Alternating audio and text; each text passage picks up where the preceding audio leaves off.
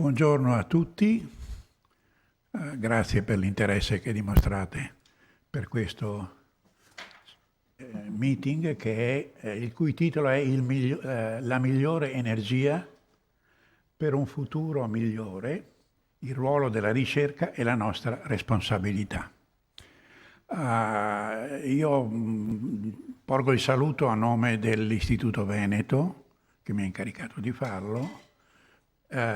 Di solito si dice che l'Istituto Veneto è, come dire, contento di ospitare un meeting. Qui questa sarebbe un'espressione piuttosto riduttiva, perché in realtà l'Istituto Veneto ha aree di interesse che sono molto prossime a quelle di cui si tratterà oggi nella serie delle presentazioni, sia per quanto riguarda ambiente, il cambiamento climatico, a cui Venezia è particolarmente sensibile, soprattutto per l'innalzamento del livello del mare, sia per quanto riguarda un approccio allo studio dei problemi fortemente interdisciplinare, che è caratteristica comune, lo si vede già dal programma del convegno di oggi. Per cui io non rubo altro tempo, penso che le presentazioni solleveranno molto interesse da parte vostra e quindi vi auguro una buona attenzione.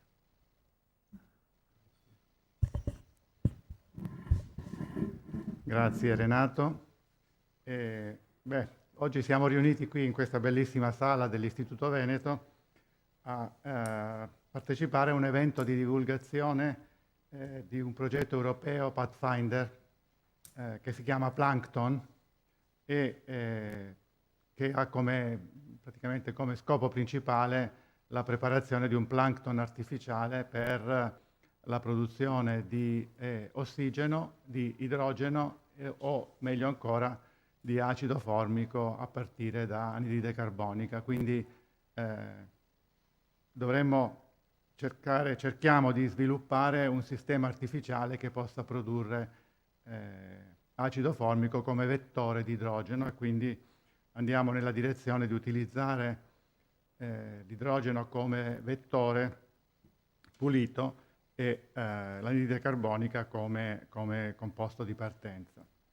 Come vedrete gli interventi sono, hanno uno scopo molto divulgativo, quindi sono di un livello scientifico relativamente semplice, quindi comprensibile a tutti, e avremo anche una parte di prospettive industriali in cui il nostro socio di progetto, il dottor Luigi Migliorini, ci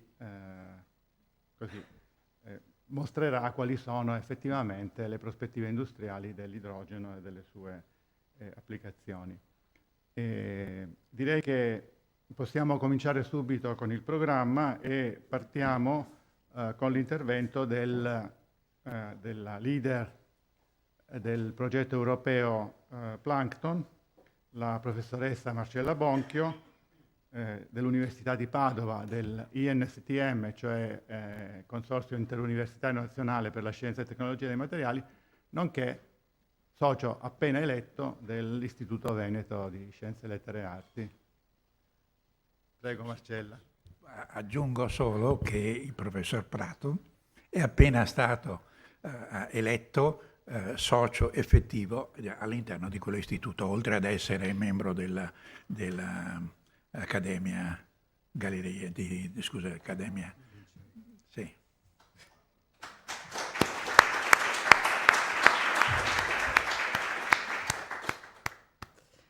Allora, vi ringrazio per la bellissima introduzione e ringrazio l'Istituto Veneto per questa opportunità, per l'ospitalità e per questo palco che ci concede. Oggi presentiamo un progetto di ricerca ambizioso e affascinante che ha sicuramente dei risvolti tecnici molto difficili da spiegare, però è molto semplice nel suo concetto. Noi vogliamo e puntiamo a imitare il meccanismo perfetto della natura per riuscire a trovare dei dispositivi artificiali, perché verranno costruiti in laboratorio, che possano aiutare la fotosintesi naturale, non sostituirsi ad essa, ma aiutarla in quella che è il processo più fondamentale per la nostra vita, per la vita di tutti, che è la trasformazione dell'energia solare in energia per la nostra vita. Quindi il progetto ha come acronimo Plankton, perché ci ispiriamo a questi organismi fotosintetici che, plankton dal greco significa vagabondo, no? Perché i plankton navigano, no? Sulla superficie degli oceani, e facendo questo sono responsabili per la produzione di ossigeno, che è l'ossigeno che garantisce la nostra vita aerobica, no? E nello stesso tempo immagazzinano l'anidride carbonica, garantendo l'equilibrio, no? Per quanto riguarda la trasformazione e la fissazione di questa molecola, di questo gas, che è responsabile, se accumulato troppo in eccesso, per poi una crisi climatica che è sotto gli occhi di tutti. Quindi certamente l'Europa ha scelto il nostro progetto ed è uno schema di Pathfinder, significa apripista, perché è sicuramente una visione per quanto riguarda un dispositivo del futuro, ancora non pronto, ma che ha una potenzialità importante per quanto riguarda appunto la produzione di energia rinnovabile, utilizzando solamente la luce solare e piccole molecole che troviamo dappertutto, che sono l'acqua e la CO2, quelle molecole che usa la fotosintesi naturale, appunto. Quindi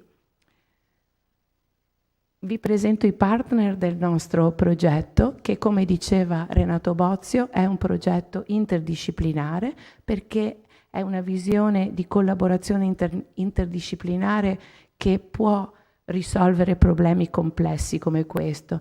E infatti insieme a noi, cioè insieme all'unità INSTM, cioè del Consorzio Universitario Nazionale sulla Scienza dei Materiali, che raccoglie sia l'Università di Padova che l'Università di Trieste, abbiamo la partecipazione di Grenoble con la CIA, Commissariat alle Energie Atomiche e aux Énergies Alternatives, e abbiamo quindi con noi un gruppo che è esperto in studi di biologia strutturale, ci guiderà per quanto riguarda la struttura di questi organismi naturali fotosintetici e i loro meccanismi di funzionamento. Abbiamo l'Università di Bristol, perché il gruppo di Steven Mann è esperto nel disegno di questi, vengono chiamate protocellule, cioè cellule sintetiche, ma che si ispirano alle cellule naturali, e quindi useremo questo disegno per questi dispositivi artificiali. Abbiamo un gruppo spagnolo di Biomagune, che è un centro cooperativo di ricerca per i biomateriali, perché proprio la sintesi di questi materiali artificiali, ma con proprietà che possono imitare i materiali naturali, è importante, saranno i componenti di base che utilizzeremo per i nostri device. Abbiamo il Politecnico di Milano, quindi con esperti di fisica dei materiali, proprio per studiare tutti i meccanismi in cui la luce viene catturata, immagazzinata e convertita poi in energia chimica, che poi sono i meccanismi della fotosintesi naturale. E quindi abbiamo il nostro partner industriale, Enfos, Luigi Migliorini, che diciamo è stato il primo che ci ha dato anche un impulso per quanto riguarda la trasformazione delle nostre idee, delle nostre conoscenze di ricerca di base in poi un possibile dispositivo di interesse commerciale, industriale, che può essere quindi poi applicato effettivamente diciamo alla produzione di combustibili solari, cioè combustibili che vengono prodotti utilizzando l'energia del sole e piccole molecole. Ora, qual è la visione di Plankton? Okay? Plankton vuole proprio, vediamo se funziona questo, sì, vedete, vuole proprio costruire questo network di bollicine, ok? Lo vedete qui come bollicine diversamente colorate, in realtà questi sono delle colonie di cellule o protocellule totalmente artificiali, no? Che usano quindi componenti artificiali che mimano gli organismi fotosintetici e quindi utilizzando semplicemente acqua e anidride carbonica come diciamo reagenti, no? Come nutrimento, se vogliamo parlare diciamo utilizzando un linguaggio ispirato alla natura, poi utilizzando la luce del sole riusciranno a produrre ossigeno dall'acqua e acido formico, e vedremo poi subito perché acido formico e non direttamente idrogeno, utilizzando l'anidride carbonica. Okay?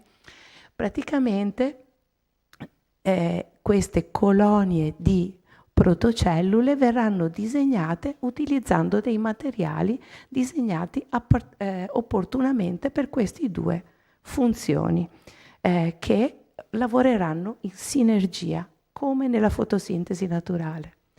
Ora, abbiamo degli obiettivi scientifici molto, molto precisi che riguardano la ricerca di base. Vogliamo capire come disegnare queste protocellule sintetiche in modo che siano in grado effettivamente di catturare l'energia del sole e poi di produrre ossigeno e acido formico. E quindi la ricerca di base ci aiuta per darci le linee guida fondamentali per questa costruzione, ma certamente non dimenticheremo la prospettiva industriale, ovvero di poi trasferire le conoscenze che abbiamo diciamo, ottenuto durante il progetto per costruire poi un dispositivo, okay, che diciamo, potrà tradurre, no, questa ricerca di base in effettivamente un impianto di interesse industriale.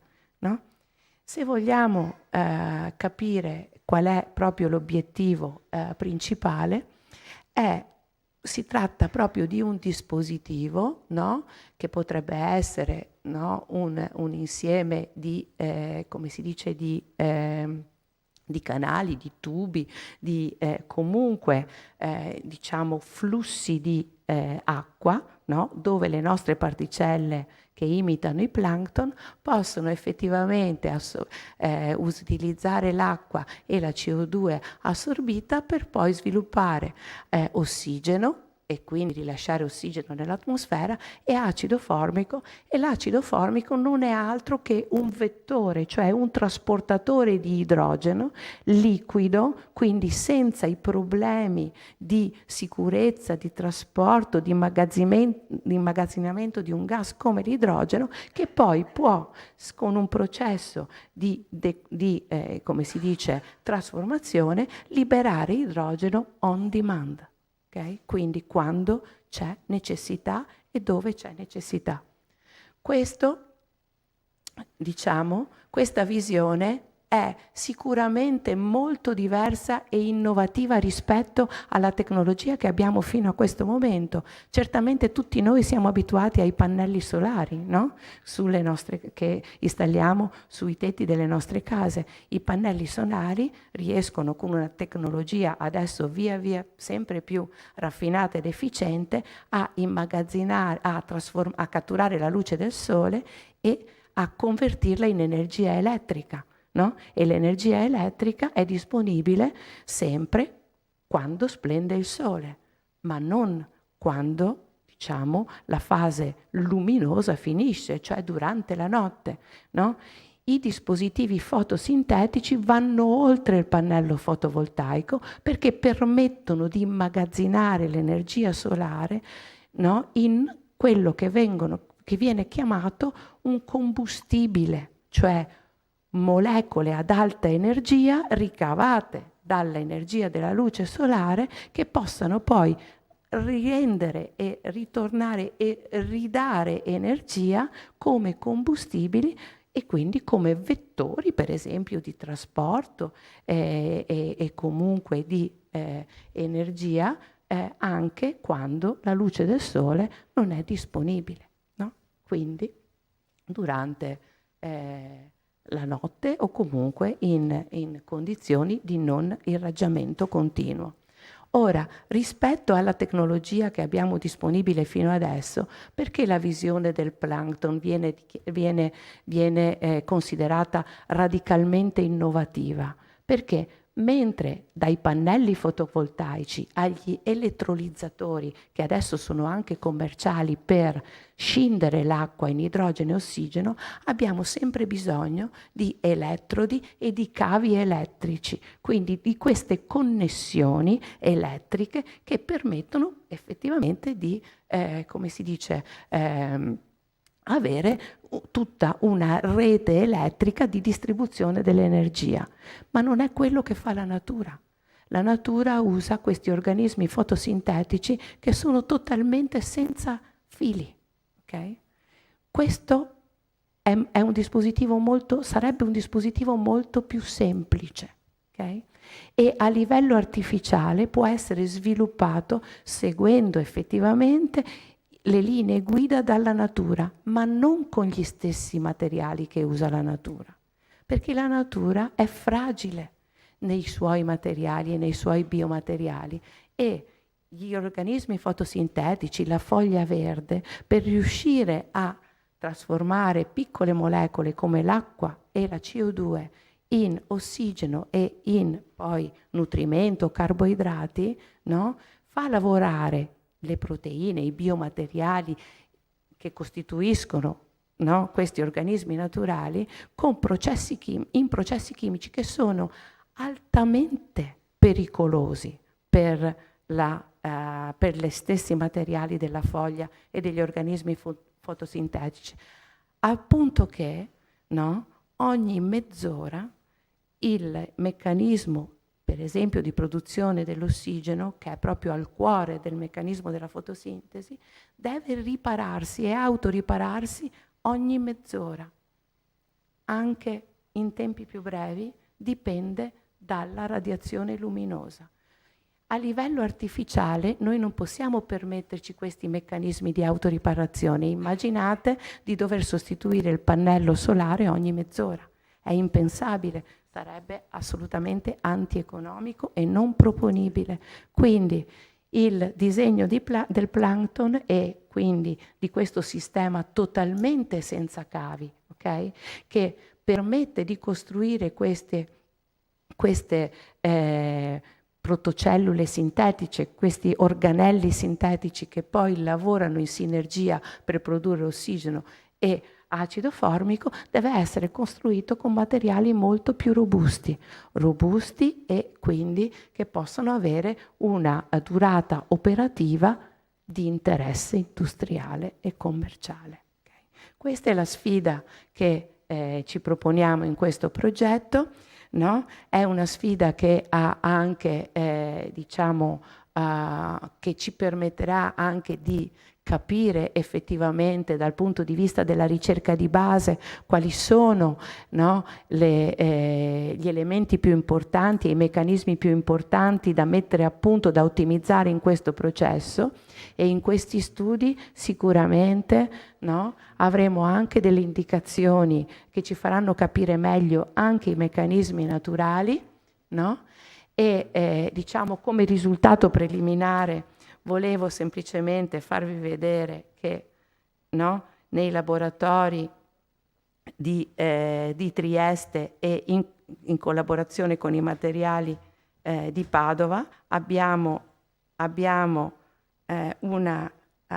costruito una protocellula, vedete, che sviluppa ossigeno dall'acqua e che ovviamente, vedete, l'ossigeno si forma all'interno di questa protocellula.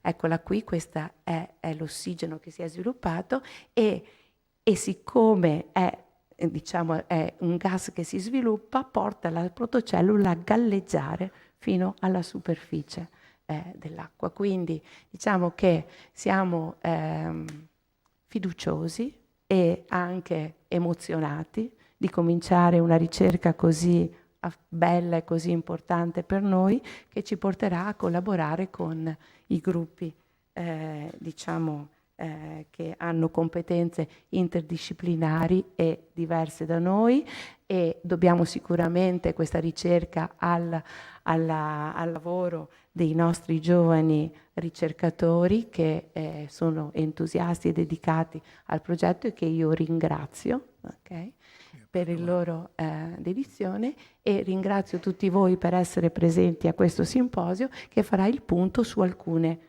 urgenze ed emergenze e soprattutto sul ruolo della ricerca e la responsabilità nostra per risolverle e per andare avanti. Grazie mille a tutti.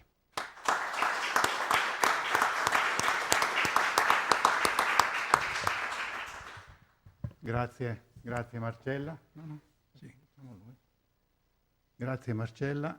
Non so se c'è qualche domanda che vogliamo rivolgere alla nostra oratrice. L'oratrice si scusa per la voce, ma è la migliore cosa che potevo fare. Marcella, ho una domanda per te. Le tue bollicine somigliano molto alle alghe unicellulari, e quindi mi chiedo quali siano le differenze fra questi due tipi di cose per indurti a fare qualcosa di nuovo quando ci sono già le alghe unicellulari. No, cioè, sicuramente noi non vogliamo, cioè, l'intento del progetto non è di sostituirsi, no? Ho capito, ma quali sono i vantaggi che pensi che darà la tua tecnologia, la tua idea rispetto a quelle esistenti?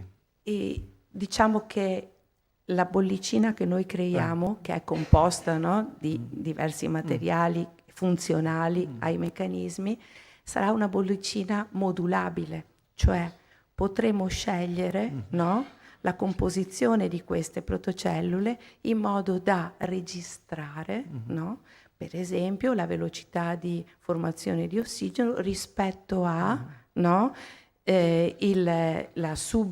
i subcomponenti che poi possono processare la CO2, per esempio facendo acido formico, ma per esempio anche, no, espandendo anche la possibilità anche ad altri prodotti. Una volta che hai il sistema, la piattaforma, no, diciamo organizzata in questo modo, dopo può essere versatile e la puoi regolare. Effettivamente è quindi un processo complementare e convergente rispetto alla biologia sintetica. La biologia sintetica prende le alghe che sono molto complesse e cerca di semplificarle per portare a fare una cosa.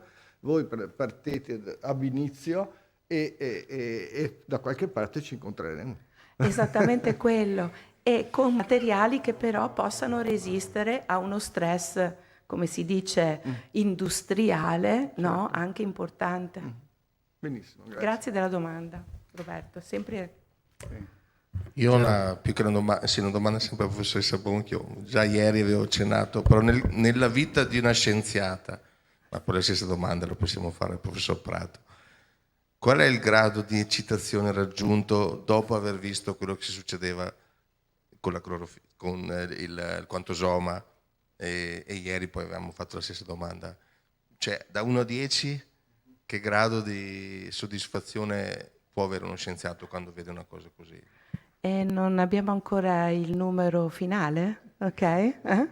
Ci stiamo lavorando per superarci. Quindi certamente no, è un orizzonte di cui comprendiamo la difficoltà, per cui è un entusiasmo che però è cosciente, no? Della difficoltà che abbiamo davanti, ma che tuttavia ci spinge a lavorare, diciamo, in questa direzione, perché stiamo facendo dei passi avanti notevoli proprio anche sul disegno dei componenti e questo ci consolida nei nostri progetti. Se posso intervenire, Luigi, diciamo che tutti noi che lavoriamo all'università o insomma in centri di ricerca facciamo questo mestiere perché ci piace e devo dire la verità, potrei raccontare diversi aneddoti, ma io mi ricordo quando tornavo a casa da lavoro, magari ero un po' stanco così, arrivavo a casa e trovavo mia moglie con i 2 figli piccoli distrutti dalla fatica. E quando arrivavo io mi dicevano, beh adesso prepara da mangiare, apparecchia tavola, eccetera. E io dico, ma veramente io sono l'unico che ha lavorato oggi? Dice, no, perché tu ti sei divertito, noi no. E quindi diciamo, lo si fa per passione quando e la passione viene rinvigorita con i risultati che troviamo. È una cosa che io ho sempre chiamato il sacro furore, cioè quando ci prende questa passione non vediamo più niente, siamo concentrati su questi risultati e ovviamente quando i risultati rispecchiano le nostre aspettative, a quel punto insomma è veramente arriviamo nell'Olimpo. Ecco, allora grazie Marcella. E siccome Marcella aiuti Roberto a mettere il computer, siccome abbiamo parlato di fotosintesi artificiale, adesso chiamiamo a parlare uno dei massimi esperti mondiali della fotosintesi naturale, il professor Roberto Bassi, che è professore ordinario di fisiologia vegetale all'Università di Verona. Roberto ha studiato a Padova, si è laureato a Padova ed è un'autorità assoluta sullo studio dei meccanismi fotosintetici naturali e ha prodotto dei contributi fondamentali nella comprensione dei meccanismi della fotosintesi naturale che poi ha sfruttato per l'ingegnerizzazione di nuove sostanze biologiche per la sostenibilità ambientale. E, come dicevo prima, un'autorità assoluta dello studio della fotosintesi naturale e socio dell'Istituto Veneto di Scienze, Lettere ed Arti e anche membro dell'Accademia dei Lincei, nonché membro dell'EMBO, che è il massimo ente di biologia europeo. Prego, Roberto. Ti ringrazio molto per la presentazione che è assolutamente esagerata e lo proverò subito facendo una pessima relazione. Noi effettivamente studiamo la fotosintesi naturale e usiamo diversi organismi come modello per diversi aspetti della fotosintesi. Partiamo dalle alghe unicellulari che ci permettono di fare moltissimi esperimenti perché ce ne stanno 3.000 in una capsula Petri, mentre per avere 3.000 piante bisogna avere una campagna. Per i muschi, che sono stati i primi a uscire dall'acqua per colonizzare la terra, e poi le piante superiori che ci danno da mangiare e ci danno un sacco di materie prime, compresi i biocombustibili. Per mettermi subito in sintonia con il lavoro di cui parliamo qui, cioè il progetto Pathfinder, vi mostro questo articolo che ho trovato ieri sera in treno tornando da Roma e che parla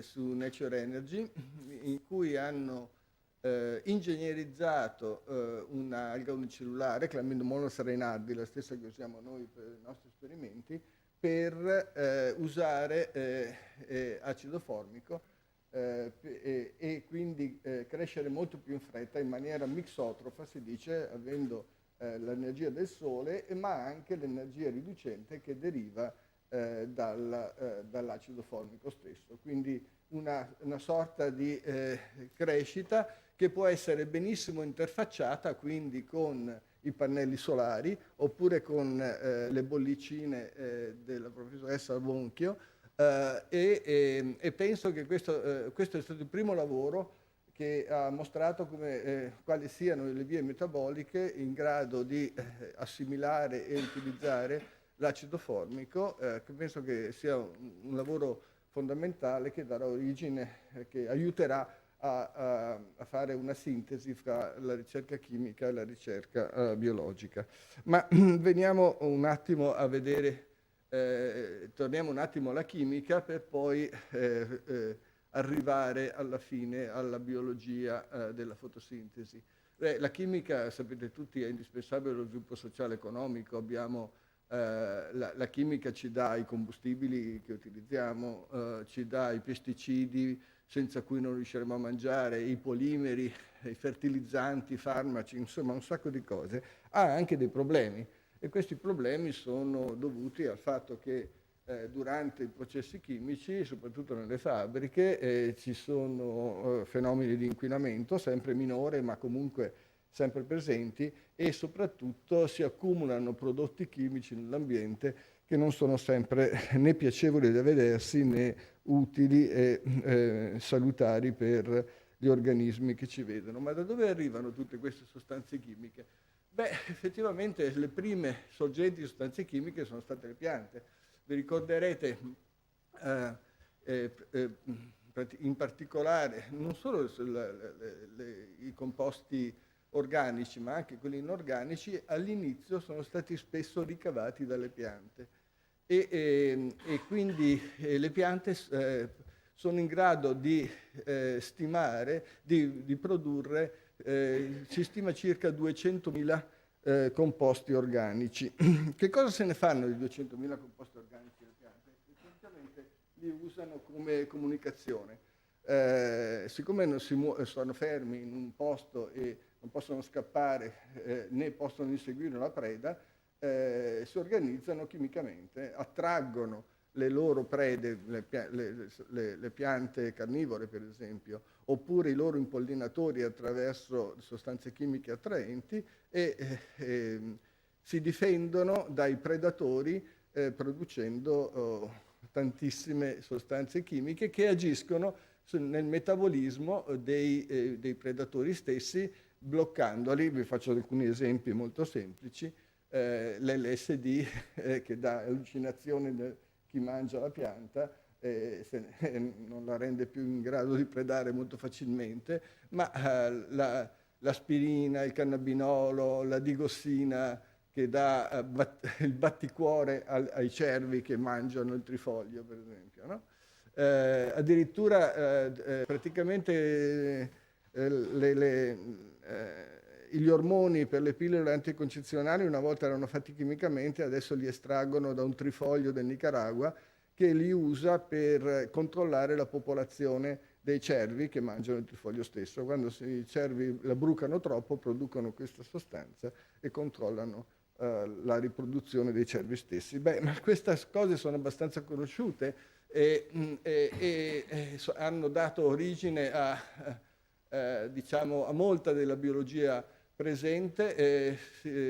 L'inizio, diciamo, della biologia moderna è cominciata col bioprospecting, Qui abbiamo Alexander von Humboldt, ma Darwin faceva la stessa cosa, salivano sulle navi, andavano a scoprire nuovi continenti e da questo portavano delle piante che trovavano interessanti per le caratteristiche che venivano descritte dagli indigeni o che loro sperimentavano direttamente e li portavano qui all'Orto Botanico di Padova, il posto in cui ho cominciato a lavorare, a cui sono molto molto affezionato. Ci sono ancora qui una iola delle piante che ho portato dal Nepal quando andavo ad arrampicare sulle montagne e effettivamente gli orti botanici per molto tempo sono stati depositari delle sostanze che venivano scoperte, delle piante che venivano scoperte, che davano materie prime per l'industria e per la farmacologia.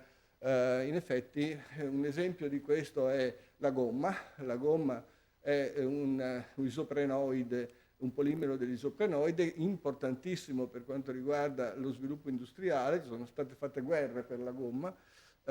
Il caucciù ricavato dalla corteccia dell'Hevea brasiliensis è un polimero dell'isoprene, come è stato scoperto da questo collega francese Gustave Bouchard, e immediatamente la chimica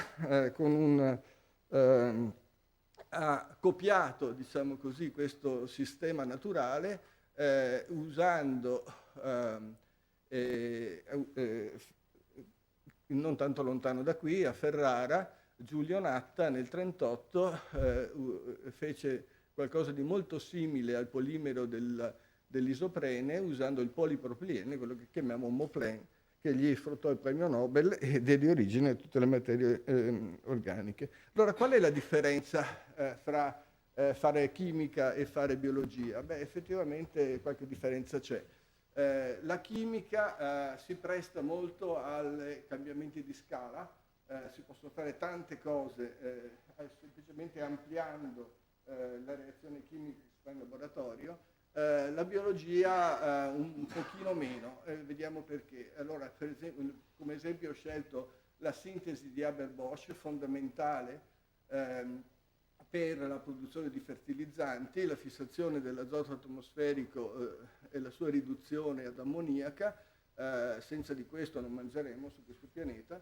È una reazione che richiede temperature fino a 500 gradi, 300 atmosfere di pressione, un sacco di metano e produce tantissima CO2 come prodotto finale. Quindi oltretutto è abbastanza pericoloso, ogni 7-8 anni scoppia una di queste fabbriche, ovviamente con queste condizioni è facile che succeda. Nel 2013 un'industria nel Texas scoppiò, poi c'è stata una più recentemente a Beirut che ha fatto fuori tutto il porto, per esempio, proprio perché queste sostanze possono essere anche esplosive e pericolose.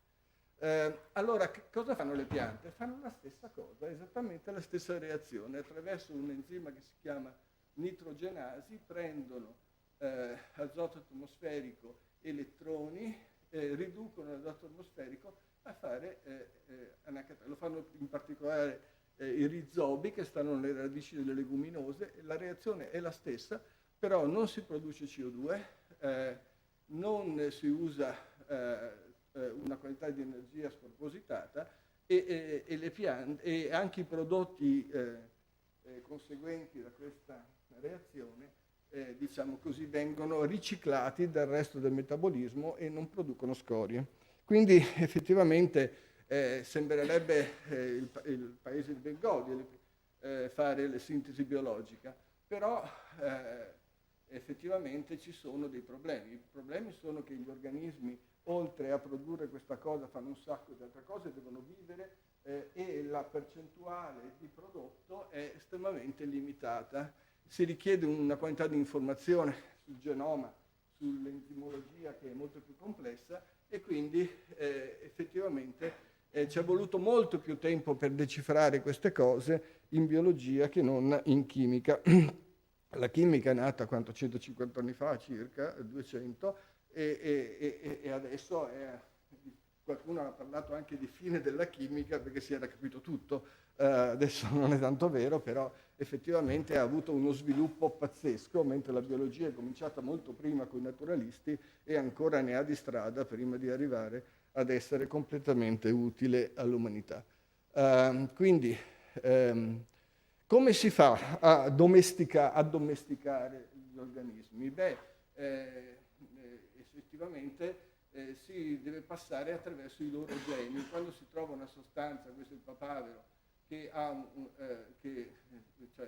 una specie che produce una sostanza specifica che vogliamo avere in grandi quantità, dobbiamo identificare quelli che sono i geni che codificano per gli enzimi che producono questa sostanza, sequenziarli, inserirli in un sistema di produzione che può essere un lievito, un batterio o un'alga, come vedremo, coltivare questi lieviti su un substrato zuccherino, e qui vediamo che qui casca un pochino l'asino per quanto riguarda la produzione di energia, ma ci vediamo, e poi dopodiché dalla biomassa che si produce in questa maniera si isola il prodotto e si confeziona per queste cose. Funziona abbastanza bene per un organismo, un gene singolo. Quando si tratta di fare un'ingegnerizzazione di una via metabolica che può avere 15, 20, 30 geni, è un disastro perché ci vuole tanto tempo e ci vogliono anni, e finora non si era riusciti a fare cose abbastanza semplici a livello di produzione. Finora effettivamente non risolveva il problema della CO2 perché la produzione, la crescita di questi organismi dipendeva comunque da zuccheri o da sostanze organiche provenienti o dai combustibili fossili o dall'agricoltura. Quindi la quantità di energia a nostra disposizione è fissa, quella dei combustibili fossili più quella che viene prodotta ogni anno dall'agricoltura. Quindi sì, abbiamo fatto molte cose, però abbiamo dei limiti.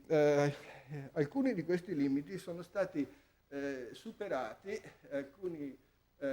2 anni fa da Jennifer Doudna e Emmanuel Charpentier, che hanno scoperto il modo per ingegnerizzare non un gene alla volta, ma tanti geni utilizzando il cosiddetto genome editing.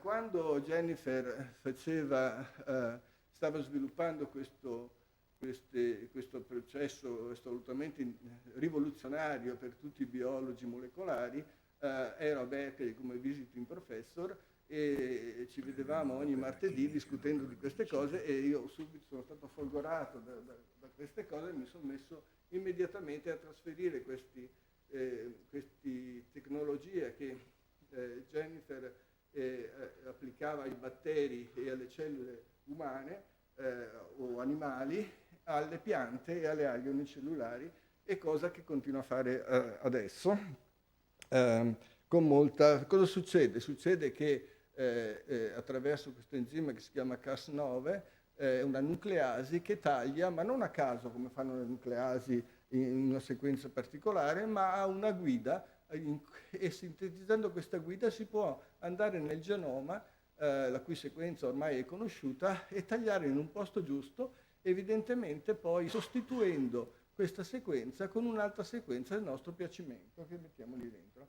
Possiamo farlo con un gene, con 2 geni e così via. Adesso salto queste cose che ci hanno occupato per molto tempo, ma vi faccio un esempio semplicemente usando una guida per tagliare un gene che lega le proteine che legano la clorofilla, e vedete che in alcune colonie si formano delle colonie più chiare che indicano la mancanza, il fenotipo che indica la mancanza di una di queste proteine particolari.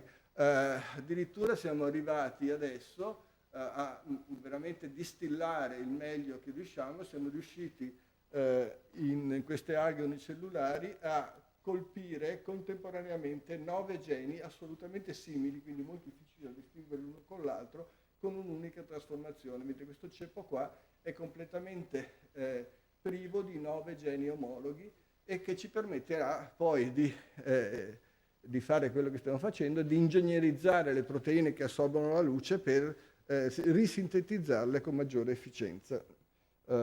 Quindi finisco questa prima parte della presentazione vedendo cosa è stato fatto negli ultimi 15 anni in biologia molecolare. È possibile quindi con tecniche di genetica classica un po' più sofisticate cambiare geni di singoli geni oppure addirittura i genomi in maniera casuale. Invece correggere specifici geni col genome editing e trasferire i geni individuali cambiati da una specie all'altra, aggiungendo le caratteristiche che sono presenti in una specie piuttosto che in un'altra in un unico vettore. Per esempio, se vogliamo fare la digoxina in Chlamydomonas Reinaldi, che è la ghetta che di solito non la fa, lo possiamo adesso fare. Possiamo fare l'insulina che produciamo noi in un batterio o in Chlamydomonas Reinaldi, che la possiamo fare trasferendo i geni e anche migliorando le caratteristiche del singolo. Insieme questo e questo possono essere messe in una sintetizzate in quella che si chiama adesso la nuova disciplina, che è la biologia sintetica, che dice, ho tutti questi geni, questi genomi negli organismi, tiro via quelli che non mi servono, lascio gli essenziali per la vita della cellula e aumento la produzione di un prodotto specifico. Bene, così abbiamo fatto per gli isoprenoidi, che insieme a Olaf Kruse dell'Università di Bielefeld, gli isoprenoidi sono degli idrocarburi, quindi sono interessanti dal punto di vista chimico, ma anche sono dei combustibili molto buoni e quindi sono fra i target adesso. Che problemi abbiamo? Effettivamente il problema principale è quello della quantità di energie e materie prime per la sintesi di queste sostanze chimiche, anche per via biologiche. E poi abbiamo un altro problema di cui non so se avrò tempo di parlarvi, controllami col tempo che ho una tendenza a debordare talvolta. Dove troviamo tutta l'energia e le materie prime per fare queste cose? Soprattutto se parliamo di combustibili, rendiamoci conto che i combustibili sono la merce più utilizzata al mondo e non esistono. E possiamo averla, questa merce, solo perché le piante una volta crescevano molto più di adesso. Crescevano molto più di adesso perché c'era molta anidride carbonica nell'atmosfera che loro mangiano e molto meno ossigeno, che è la loro scoria, che le avvelena. Noi respiriamo, facciamo il contrario, però le piante non sono tanto contente della situazione attuale, vi dico. Bene, allora, finora quindi noi prendiamo le biomasse oppure il petrolio, ne facciamo molecole semplici che ci portano attraverso la via chimica ai polimeri, per esempio. Con i lieviti prendiamo zucchero e li facciamo fermentare, crescono e possiamo produrre, per esempio, un combustibile, l'isoprene. Nei lieviti l'isoprene sintasi produce questo isoprenoide, che è un buon combustibile e anche materia prima per l'industria chimica. Si può fare? Sì, ma qual è la resa? La resa è al massimo del 20%. Proprio il consumo metabolico nella crescita dell'organismo rispetto allo zucchero che gli diamo, il massimo che possiamo pensare di ottenere è il 20% di quello che diamo alla ripartenza, il resto CO2 e calore. Bene, allora l'alternativa qual è? L'alternativa è la fotosintesi. La fotosintesi ha questa equazione molto semplice: CO2 è acqua, zucchero e ossigeno, che dà zucchero e ossigeno. Finora abbiamo siamo riusciti, aumentando la resa della fotosintesi, a aumentarlo in maniera continua, a dar da mangiare a 7 miliardi di persone, però per il 2050, se le cose continuano così, avremo dei grossi problemi. Dobbiamo aumentare la resa della fotosintesi. Avremo bisogno di 360, relativamente al 100% del 1960, e saremo in grado con l'agricoltura attuale di produrre 200. Attraverso le alghe e le piante la fotosintesi produce biomassa fresca e produce cibo, ma anche produce, ha prodotto in passato la biomassa fossile e i biocombustibili e i combustibili fossili. Bene, come facciamo a risolvere il problema? Dobbiamo guardare alla situazione attuale. La situazione attuale della produttività primaria è la seguente.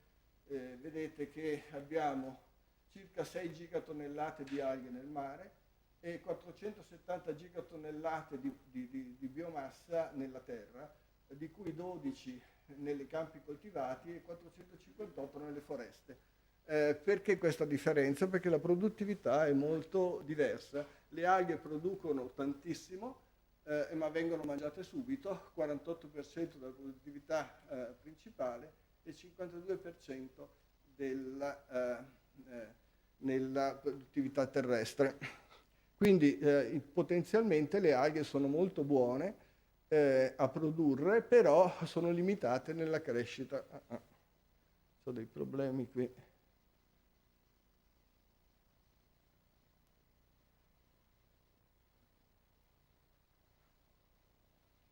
Bene. No.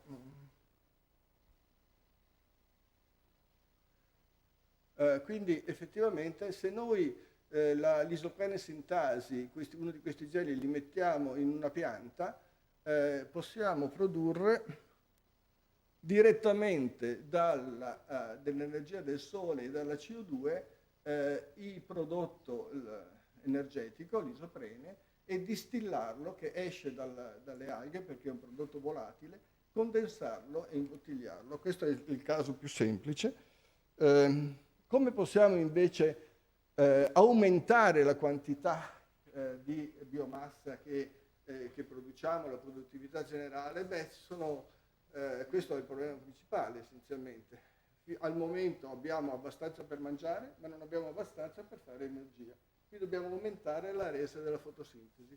Una delle cose che abbiamo sviluppato molto noi è quello di utilizzare, di ingegnerizzare la diffusione della luce. Le cellule, normalmente, questa è una cellula di alga unicellulare, è molto molto verde, la luce non passa attraverso, al centro del fotobioreattore la luce non arriva, qui le cellule respirano e quindi consumano energia. Le uniche che fanno fotosintesi bene sono quelle di questo cerchio intermedio. Quelle che stanno fuori hanno troppa luce e vengono danneggiate, come diceva prima Marcella, e consumano energia per ripararsi. Quindi abbiamo ingegnerizzato le alghe per avere una trasparenza maggiore, e la luce arriva al centro del fotobioreattore e abbiamo aumentato nettamente la produttività. Stiamo adesso passando alle piante per questo. Facciamo delle piante verde chiaro. Che cosa serve le piante verde chiaro? Serve appunto per fare in maniera che la luce non colpisca e non faccia fare la fotosintesi, non catalizzi la fotosintesi solo sul primo strato di foglie, ma anche negli strati inferiori che di solito non sono abbastanza illuminate. Qual è il risultato di queste cose? Sono abbastanza interessanti perché per le piante coltivate, erbacee, diciamo così, si può raggiungere un aumento della produttività del 30%, visto che sul pianeta il 27% della superficie terrestre è utilizzata per la coltivazione, questo porta a una differenza importante di produttività, ma non solo di produttività, anche di sostenibilità ambientale, come vedremo. Adesso, salterò un po' adesso perché sono sicuro che sto andando troppo veloce e troppo, diciamo così, prendendo troppo tempo, e vi dirò il risultato per la sostenibilità ambientale. Le piante verde scuro assorbono tutta la luce che arriva sulla Terra, pochissima viene riflessa, vedete, una piccolissima quantità. E quindi il risultato è che la loro resa del circa 0,5% nel fare biomassa lascia il 99,5% che produce calore. Le piante verde chiaro invece producono lo stesso, la stessa quantità, anzi un po' di più, perché la luce raggiunge tutte le foglie, ma l'albedo che producono, cioè la riflessione, è molto maggiore e quindi il calore che loro producono è molto minore. Il risultato finale è che producono meno calore di quelle verde scuro, e questo ci permette, secondo il modello che cerchiamo di quantificare, una diminuzione della temperatura, se tutte le piante coltivate fossero verde chiaro come queste, di 1,5 gradi, 2 gradi su tutto il pianeta. E fino a questo momento sì, eravamo abbastanza interessati a questa cosa, ma dice, 1,5 gradi che sarà mai rispetto agli sviluppi futuri? Certo, rispetto ai 0,95 gradi che hanno prodotto tutto quello che vediamo adesso, potrebbe essere interessante per guadagnare tempo, ma possiamo fare di più. Effettivamente è vero. I risultati sono usciti proprio negli ultimi 15 giorni, diciamo così, un mese e mezzo, e riguardano il fatto che è possibile applicare la biologia molecolare per la prima volta agli alberi. Questa cosa è stata fatta a Riverside, nell'Università della California, in cui sono stati in grado, prima di rendere trasformabile in breve tempo il pioppo, e poi di introdurre un bypass metabolico. Adesso non voglio entrare nei dettagli del metabolismo, ma insomma fa molto facilmente e senza perdere CO2 quello che le piante fanno in maniera molto complicata normalmente. Il risultato lo vedete qui, 68% in più di biomassa con solo questo primo tentativo con 2 geni rispetto all'albero di partenza. Bene, quindi vedete che in effetti questo risultato è veramente, direi, pazzesco. Nessuno si sarebbe aspettato un aumento della produttività del 68% introducendo 2 geni nuovi. E quindi davanti a noi sta la prospettiva di aumentare la produttività globale del pianeta da 120 gigatonnellate per anno a 240 o anche di più, perché se con un unico esperimento c'è stato un aumento, e vi ricordate che la biomassa associata alle foreste è molto superiore, quindi effettivamente vedete che di quella associata alle piante coltivate. Quindi, come vedete, se noi coltiviamo dei pioppi verde chiaro con bypass metabolico, possiamo fissare molta più CO2, perché la CO2 è fissata dagli alberi, diventa legno. Il legno può diventare biocombustibile molto facilmente. Adesso, se ho ancora un minuto, no? Un minuto, va bene, ve lo mostro. E quindi effettivamente si aprono delle prospettive. Potremo mangiare e anche produrre biocombustibili attraverso questa tecnica. Effettivamente la biologia sintetica delle microalghe è molto sviluppata e ci permette adesso di fare una cosa che prima avevamo grosse difficoltà a coltivare le alghe, perché le alghe marciscono, lo sapete bene anche voi, che tutti vogliono mangiare delle alghe, i batteri, i funghi, le muffe, e quando le coltivate in condizioni sterili, e non è pensabile fare delle grandi coltivazioni industriali in maniera sterile, quello che succede è questa cosa puzzolente e schifosa. Attraverso un sistema basato sul metabolismo del fosforo che abbiamo introdotto in Chlamydomonas reinardi, riusciamo a far crescere le alghe senza sterilizzare ad alta velocità in contenitori completamente aperti all'ambiente. Cosa vuol dire? Vuol dire che gli organismi contaminanti entrano ma non possono crescere perché non hanno questo particolare metabolismo all'interno e il fosforo che gli diamo è solo sotto forma di fosfito. Bene, quindi questo è come possiamo trasformare questa biomassa degli alberi in bioenergia. Beh, questo è un progetto che abbiamo portato avanti per diversi anni e che ha cominciato a Pozzuoli. A Pozzuoli, nelle pozze termali, abbiamo pescato dei batteri che si nutrono dell'erba che gli cade dentro, abbiamo sequenziato il genoma, identificato i geni che degradano la cellulosa, la lignocellulosa, e li abbiamo introdotti nelle alghe. Nelle alghe produciamo questi enzimi resistenti ad alta temperatura, la biomassa contiene gli enzimi, con questi possiamo degradare il legno, la cellulosa e farne degli zuccheri. Con gli zuccheri diamo da mangiare alle alghe e fermentiamo e facciamo biogas. Ecco, queste è le prospettive della biologia molecolare, della biologia sintetica per le alghe e per le piante superiori, e spero che ci incontreremo con i colleghi chimici per risolvere il problema dell'energia in questa maniera. Questi sono i miei collaboratori, in particolare Luca Dall'Osto, che è con me da quando era studente, e devo ringraziare la comunità europea che mi ha dato diversi grant permettendomi di fare la ricerca, in particolare questo RC Advanced Grad che si chiama Green Sun, cioè l'interfaccia verde fra il Sole e il pianeta Terra. E con questo vi ringrazio per l'attenzione.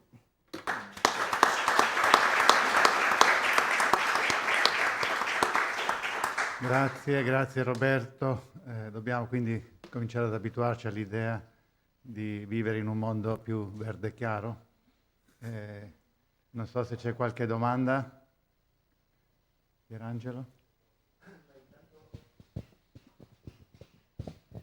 Intanto grazie mille per questo intervento. Faccio prima un commento e poi appunto vengo alla domanda. È stato veramente interessante vedere questo approccio, possiamo dire top down, alla biologia sintetica, quando con il plankton noi, penso Marcella, che cerchiamo di prendere quello che è un approccio bottom up, ovvero a partire proprio da molecole sintetiche, con un obiettivo che appunto è un qualcosa dell'energia, del problema energetico, che è qualcosa che condividiamo.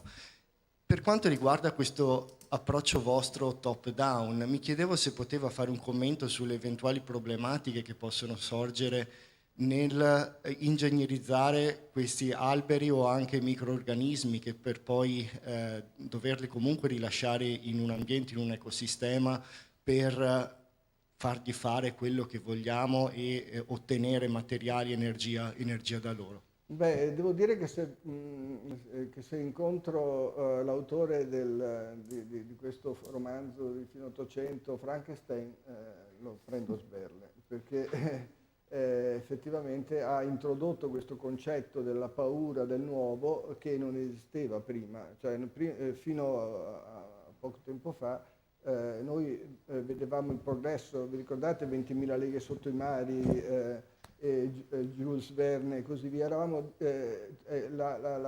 Il progresso scientifico ci ha portati dalle caverne fino allo stato attuale, però adesso che stiamo benino abbiamo paura che qualcosa succeda. Effettivamente ho due modi per rispondere a questa cosa. Primo, noi stiamo ingegnerizzando le piante e anche i lieviti da circa 10.500 anni, da quando esiste la civiltà. Anzi, senza la domesticazione delle piante non ci sarebbe la civiltà, che ci ha permesso di avere le piante coltivate.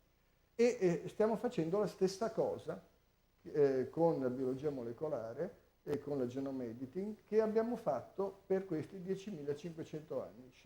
Facciamo una variabilità genetica e scegliamo le cose migliori. Non è cambiato niente. Infatti, se uno va a vedere, sequenziare il genoma di un organismo modificato geneticamente col genome editing e un organismo che è derivato dalla selezione naturale, non riesce a vedere le differenze. È anche un falso problema, perché se uno lo fa e lo mette nell'ambiente, nessun poliziotto, nessun giudice potrà mai accorgersi della differenza, se non in casi del tutto particolari. Quindi sono pericolosi questi organismi? Beh, la Comunità Europea ha lavorato per 10 anni per la sperimentazione, anch'io ho partecipato a queste cose, 10 anni di lavori e 28 milioni di euro di investimenti per capire se ci fossero mai dei problemi nell'usare piante trasgeniche. Il risultato è stato che le piante trasgeniche sono o migliori e più salubri, oltre che a produrre molto di più, rispetto alle piante normali, e che non ci sono pericoli per questa cosa. Quindi la proibizione in Europa e in Italia in particolare è dovuta a problemi elettorali, essenzialmente. Lo so perché facevo parte del Comitato Biotecnologia e Biosicurezza quando c'è stato il mancato recepimento da parte dell'Europa, da parte del governo Renzi, che non ha voluto, perché la spiegazione che ci hanno dato è che perdiamo i voti degli ecologisti. Adesso, in 25 anni da quando ci sono gli organismi transgenici in giro, non è stato messo in evidenza nessun problema. E siamo solo in Europa che non li usiamo. Negli Stati Uniti coltivano spendendo la metà in sostanze, anzi meno della metà in sostanze chimiche, inquinando meno e ottenendo prodotti che sono di qualità superiori. Tanto per fare, dico solo un esempio, le tossine del frumento e del mais, la fumonisine, sono causa di circa 8.000 casi di tumore al fegato per anno in Italia. Okay? E mettendoci un gene, il gene BT, si elimina completamente. L'ultima conseguenza di non usare le piante trasgeniche è che l'agricoltura italiana sta andando a picco. Gli agricoltori italiani non riescono più a stare in piedi sul mercato perché i loro prodotti inquinati da queste tossine vengono acquistati a un prezzo che è da 1/3 alla metà rispetto a quello statunitense o argentino, che sono trasgenici. Quindi l'Europa, che ha una grandissima sensibilità nei confronti dei problemi ambientali, in effetti si sta incartando e diventerà irrilevante dal punto di vista economico proprio sugli argomenti in cui è sempre stata forte e leader culturalmente. Noi spariremo perché gli altri che hanno idee ben diverse dalle nostre vinceranno economicamente.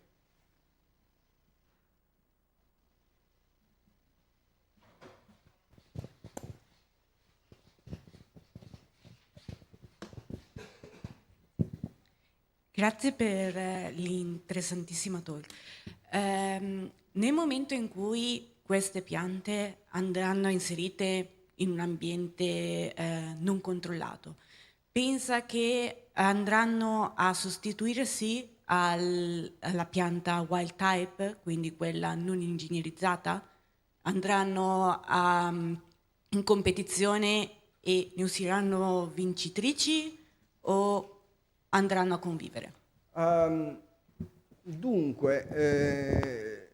Nel caso dobbiamo considerare due cose diverse. Le piante coltivate sia piante erbacee e i boschi, diciamo così, coltivati, no? I pioppetti che vediamo in pianura. In questo caso li controlliamo noi, 100%. È facilissimo inserire, quando si fanno queste piante, dei geni che conferiscono una qualche forma di sensibilità e anche di riconoscerli. Per esempio, se mette una proteina fluorescente, basta passare vicino e dice questa è la pianta trasgenica, questa non lo è. Oppure avere un prodotto chimico che ti permette di eliminarla nel caso ti desse fastidio. Però nel caso della competizione libera, nelle foreste per esempio, no, questo non succederà mai. Perché? Perché le foreste si sono selezionate per la competizione fra specie e le piante che noi ingegnerizziamo inserite in quel contesto perderanno sempre, perché non sono state selezionate nei millenni. Prima o poi gli arriva una condizione ambientale, una carenza nutritiva, eccetera, eccetera, che le renderanno limitanti. Un concetto semplicissimo ma molto chiaro è che le piante nell'ambiente non crescono per far piacere a noi, per darci il loro prodotto, per crescere di più e così via. Crescono per sopravvivere e per riprodursi. Non gli interessa di diventare grandi, mi spiego. Quindi se noi vogliamo più prodotti dalle piante o un prodotto particolare, dobbiamo ingegnerizzarle. Loro per conto loro non hanno interesse a fare queste cose. Giorgio. Credo per motivi di tempo non hai spiegato perché l'evoluzione ha prodotto foglie così verdi, così scure, che assorbono tutta la luce, quando le piante con foglie più chiare vivono meglio, hanno meno fotoinibizione, crescono di più. Perché l'evoluzione ha fatto questo? Ti ringrazio per la domanda e effettivamente è molto vasto il problema e questo l'ho saltato per brevità. Guardate, è semplicemente perché vogliono competere l'una con l'altra. Cioè se una pianta non può muoversi, ha a disposizione quella luce che è nel posto in cui sta e le sostanze nutritive nel terreno che sta sotto. Okay? Non vuole che i suoi stessi semi crescano intorno a sé. E qual è il modo migliore per una pianta per evitare che altre piante gli cascano addosso e gli portino via da mangiare e la luce? È assorbire tutta la luce possibile. È il motivo per cui le piante sono almeno il doppio più verdi di quanto sarebbe necessario per fare la fotosintesi. Loro investono tantissima energia, azoto e nutrienti per evitare che le altre piante gli crescano addosso. Allora questo è normale in una foresta con tante specie che competono, ma nelle piante coltivate non serve a niente, anzi. Diciamo, nelle piante coltivate le mettiamo noi alla distanza giusta, con la densità, con la quantità di azoto che gli serve per crescere. E quindi delle piante verde chiaro, per esempio, crescerebbero molto meglio e non avrebbero nessun tipo di controindicazioni. Non devono competere con i loro vicini, devono collaborare per la miglior crescita possibile. Credo che ho preso anche troppo tempo, mi pare, no? Poi se qualcuno ha qualche domanda me lo dice a parte. Va bene, grazie ancora Roberto.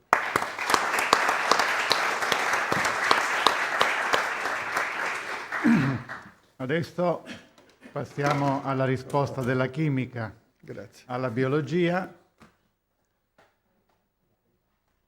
con l'intervento del professor Alessandro Abbotto,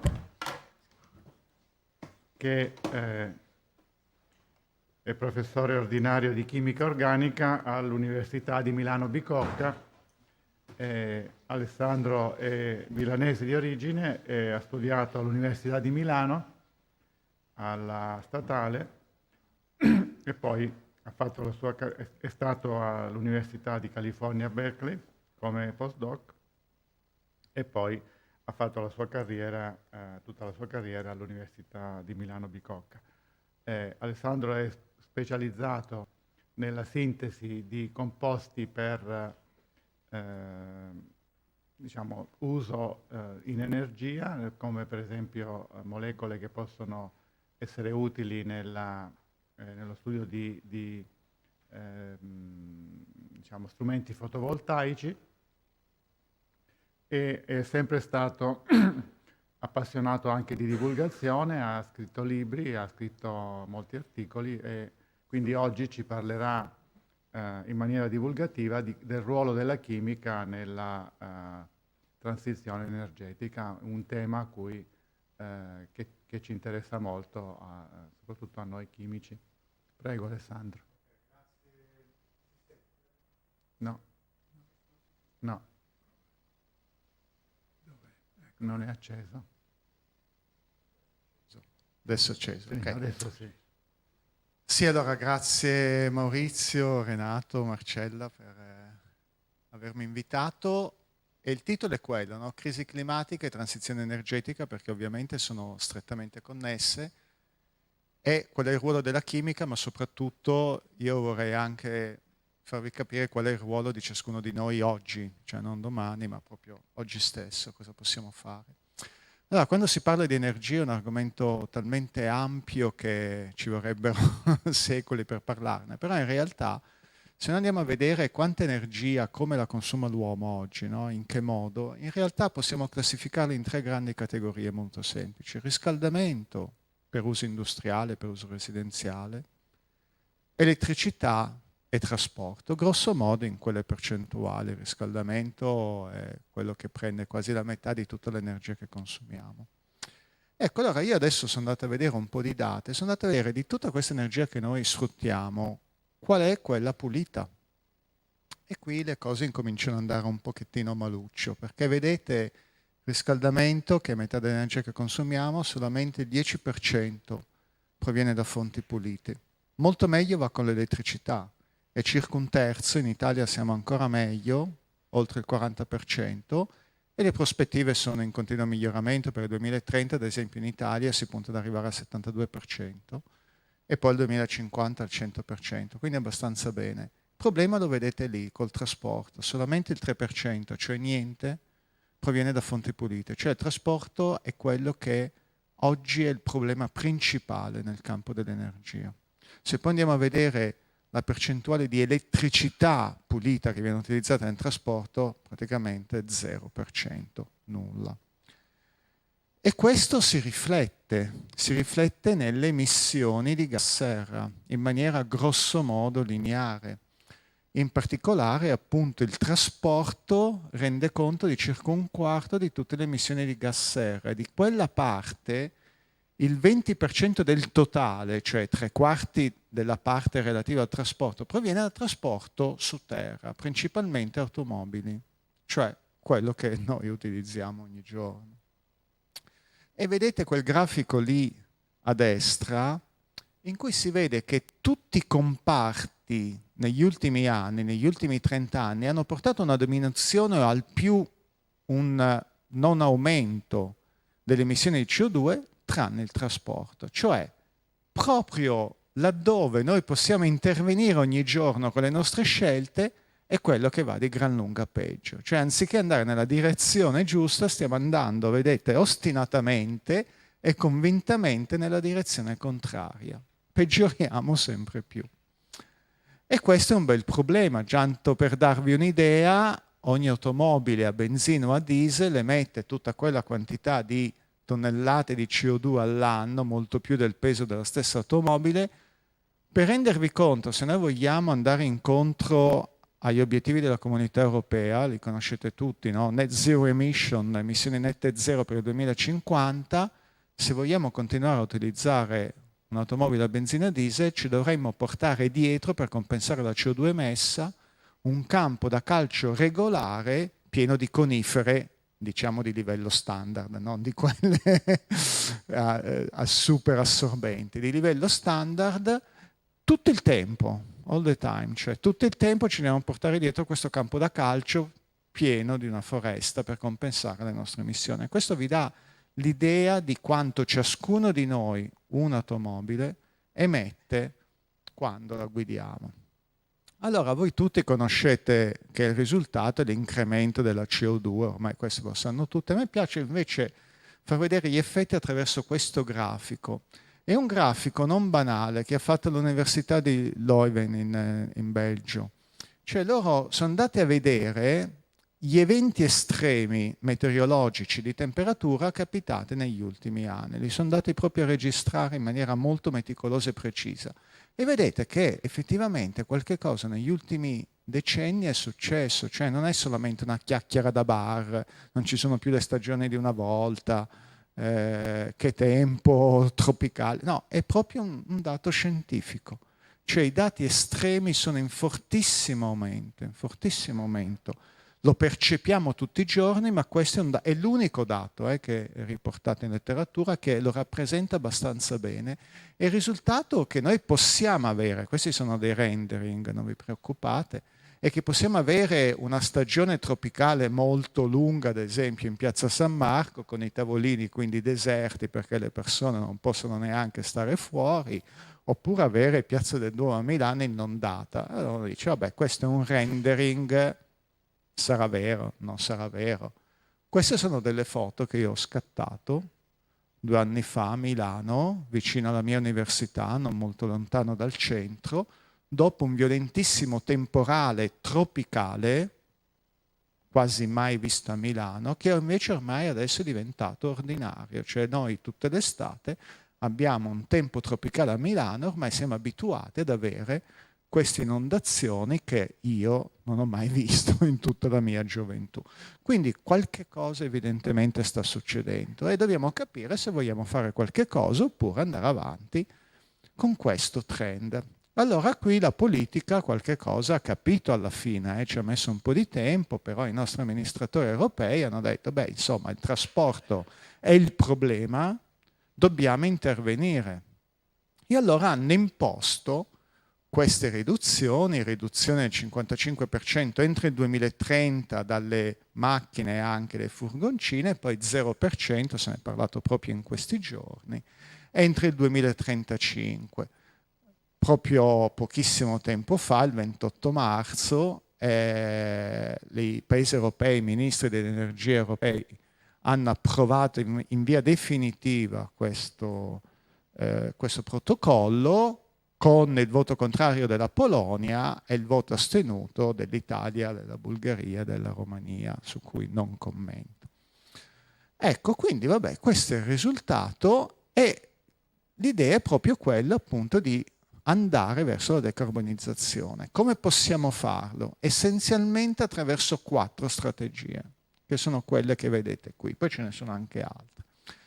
Una è quello dell'efficientamento energetico, aumentare l'energia, come abbiamo visto anche nelle 2 presentazioni che ci hanno preceduto, no? Quindi avere dei sistemi di conversione energetica più efficienti, l'utilizzo di fonti pulite, l'elettrificazione del sistema della società, perché abbiamo capito che noi possiamo utilizzare elettricità pulita, quindi più elettrifichiamo meglio è, e attraverso l'idrogeno.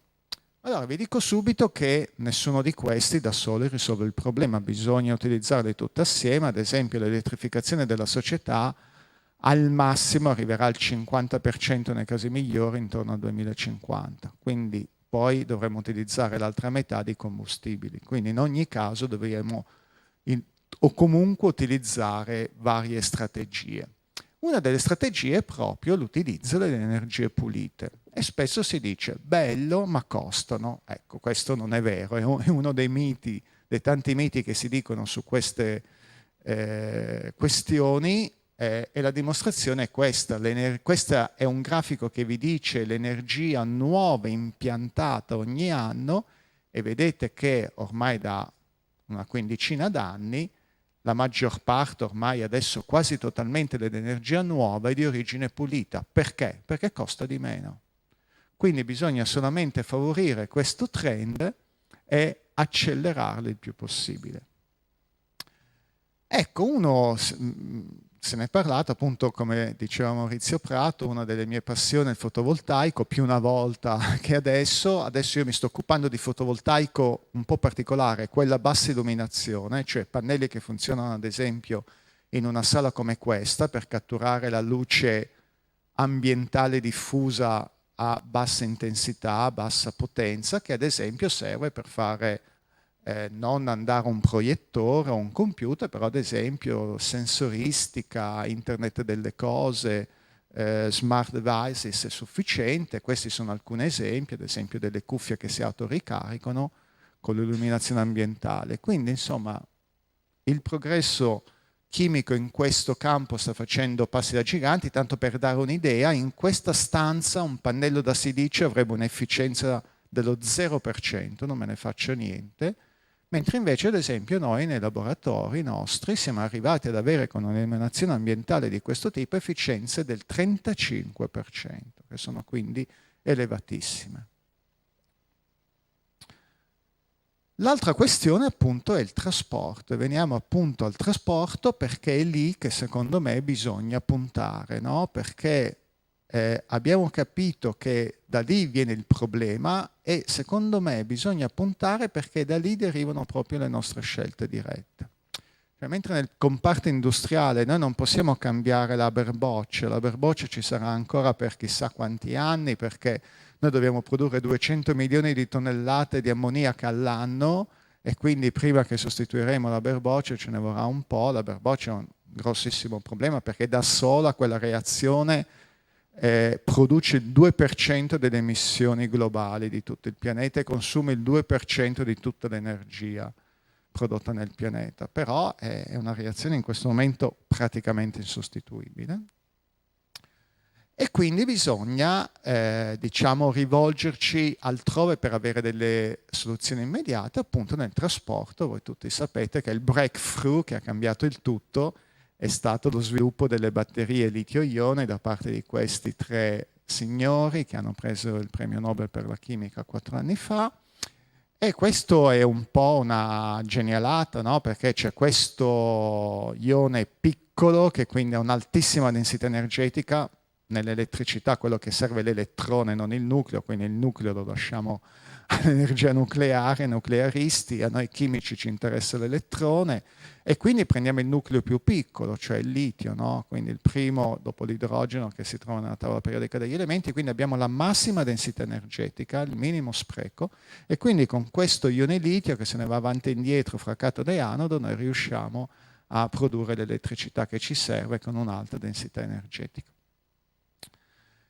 E allora dice, tutto bene, abbiamo capito, il discorso è chiaro. E infatti le automobili elettriche, grazie allo sviluppo delle nuove batterie litio-ione, parliamo degli ultimi 10 anni, 12 anni, fino al 2010 praticamente le automobili elettriche c'era solo la Tesla, fra l'altro un modello molto costoso e poi basta. E invece adesso le cose stanno finalmente cambiando, quindi negli ultimi 10 anni lo stiamo capendo, ad esempio in Norvegia oggi l'80% delle automobili vendute sono elettriche e anche altri paesi simili al nostro, Germania, Francia, Inghilterra, dico come popolazione, come numero di automobili, siamo intorno ai 35-40 milioni di automobili, l'hanno capito, ecco vedete l'Italia. Un pochettino invece arranca su questo punto, fra l'altro in questo 9% sono anche inserite le ibride e plug-in, altrimenti saremmo al 4%. E quindi, ma questo discorso non è forse chiaro a tutti, bisognerebbe capire come mai, eppure una soluzione alla portata di tutti, e le cose l'avevano capita addirittura i nostri bisnonni, perché pochi sanno che l'automobile elettrica è stata una star della fine 800, poi inizio del 900. Questa torta vi dice le immatricolazioni nel 1899 negli Stati Uniti. Vedete il 40% a vapore, perché ancora si utilizzava nell'automobile a vapore, e poi 40% a batteria, solamente 20% a benzina. Cioè, quindi nel 1900 si vendevano il doppio delle automobili rispetto a quella a benzina, il 40%, che lo confrontiamo col 4% di oggi in Italia. Questi sono alcuni modellini che hanno fatto la storia, addirittura Thomas Edison aveva un'automobile elettrica, è questa qui. Addirittura, scusate, qui è rimasto tagliato, Clara Ford, la moglie di Henry Ford, quello che ha, diciamo, dato il via alle automobili a benzina, amava le automobili elettriche, nonostante il marito non le amasse più di tanto, e l'ha guidata per almeno 30 anni, e si utilizzavano queste batterie. Quindi insomma, con quelle batterie lì a piombo acido, no? Si facevano già queste cose sorprendenti ed erano molto diffuse. Oggi ovviamente questi problemi sono stati risolti appunto con le batterie litio-ione che abbiamo visto prima. L'elettricità in realtà nel trasporto è già molto presente in tante cose che utilizziamo tutti i giorni, quindi siamo passati dalle locomotive a vapore a questo gioiellino dell'Italia, insomma è stato il primo treno ad alta velocità quando ancora in tutto il mondo si usavano le locomotive a vapore. Questo è il Frecciarossa 1000 che è un mostro tecnologico, è esattamente il treno con cui io sono venuto da Milano appunto qui a Venezia. Oppure anche in città, ad esempio, anche qui si sono sostituite le metropolitane a vapore, che erano le prime metropolitane, con le metropolitane elettrica a conduzione automatica, questa è la M5 di Milano, e poi a Milano ad esempio abbiamo questo modello Carrelli del 1928 che è ancora oggi diffusissimo. A Milano è stato anche esportato in diverse città del mondo, San Francisco, Adelaide, in giro, Melbourne. E vi dice come il trasporto elettrico è veramente un trasporto di elevata tecnologia. Immaginate un'automobile del 1928 a guidarla ancora oggi, mentre invece questo qui è ancora perfettamente efficiente. Ci sono più di 100 modelli che girano per Milano. E ci sono poi gli autobus elettrici. Milano in particolare ha fatto un piano molto ambizioso per il 2030, ha pianificato tutta la flotta, sono circa 1500 bus nell'area urbana e nella primaria extraurbana che saranno completamente elettrici. Già oggi il numero è molto elevato. Pensate che fino al 2019 era il 99% diesel, quindi in soli 4 anni sono stati fatti dei passi da gigante. Anche Venezia ha annunciato i primi 20 autobus elettrici e grazie al PNRR arriverà a oltre 100 nel 2026. Quindi varie città si stanno muovendo. E mentre, visto che siamo a Venezia, insomma, io amo il mare, amo l'acqua, e quindi parliamo anche del trasporto elettrico per l'acqua, no? In cui in generale si dice ok, va bene, però un conto è un'automobile, un conto è una nave, sì e no, perché ad esempio in Norvegia questi miti non ci credono più di tanto, per cui ad esempio lunghi fiordi loro utilizzano navi elettriche anche ad idrogeno. Un esempio è questa qui che è in servizio fin dal 2015, ormai quasi 10 anni. E nei porti ormai si sta sempre più stabilizzando l'idea di avere le banchine elettrificate con energie rinnovabili. Uno dice perché? A cosa serve? Ecco, pensate che i porti sono tra le zone più inquinate che esistono al mondo, perché le navi quando sono ferme consumano tantissima energia e mettono in moto i loro motori diesel da fermi. E questo inquinamento può essere azzerato appunto elettrificando le banchine, e adesso tutte le nuove navi da crociera hanno la possibilità, quelle di nuova generazione, hanno la possibilità appunto di attraccare a un porto, se ovviamente organizzati in questo modo, e utilizzare solamente energia pulita senza inquinare appunto l'ambiente portuale. A Venezia si è fatta questa scelta. In questo momento a Venezia non esistono delle motobarche elettriche, ahimè, secondo me è un po' un peccato, però insomma è stato annunciato non molto tempo fa, l'anno scorso, questi nuovi battelli ibridi diesel elettrico che verranno utilizzati a partire dall'anno prossimo per le linee foranee, le vedete lì trascritte per chi fosse interessato. È una soluzione parziale, nel senso che diminuiscono le emissioni rispetto alle motonavi normali, però siamo ancora molto lontani dall'azzeramento, quindi quella invece è la direzione verso cui bisogna andare. Ecco, quindi diciamo la chimica entra in tutte queste cose con praticamente quasi tutta la tavola periodica, metà della tavola periodica degli elementi, ad esempio per i magneti dei motori elettrici, per le batterie, e per altri anche componenti che troviamo nelle automobili elettriche. Questo è uno dei problemi enormi che deve affrontare la chimica, perché non tutti questi elementi sono facilmente disponibili o laddove lo sono concentrati in certe zone della Terra. Ogni volta che c'è qualcosa di concentrato in certe zone della Terra succedono sempre guai, come abbiamo anche avuto modo di vedere recentemente. Quindi bisogna il chimico capire come sostituire elementi difficili o non comuni, non necessariamente rari, ma non facilmente disponibili, con altri. Ad esempio, nel caso delle batterie al litio, l'idea è quella di sostituirla col sodio. Questa è una tavola periodica che è stata sviluppata dalla Società Chimica Europea,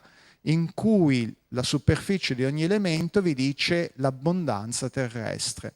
E allora qui il chimico dice: benissimo, allora il litio ce n'è pochino, sodio e potassio ce ne sono di più, andiamo verso le batterie sodio e potassio. Infatti è quello che si sta facendo, e proprio il mese scorso la Cina ha annunciato di commercializzare da quest'anno, dall'estate di quest'anno, la prima automobile elettrica con batterie a sodio.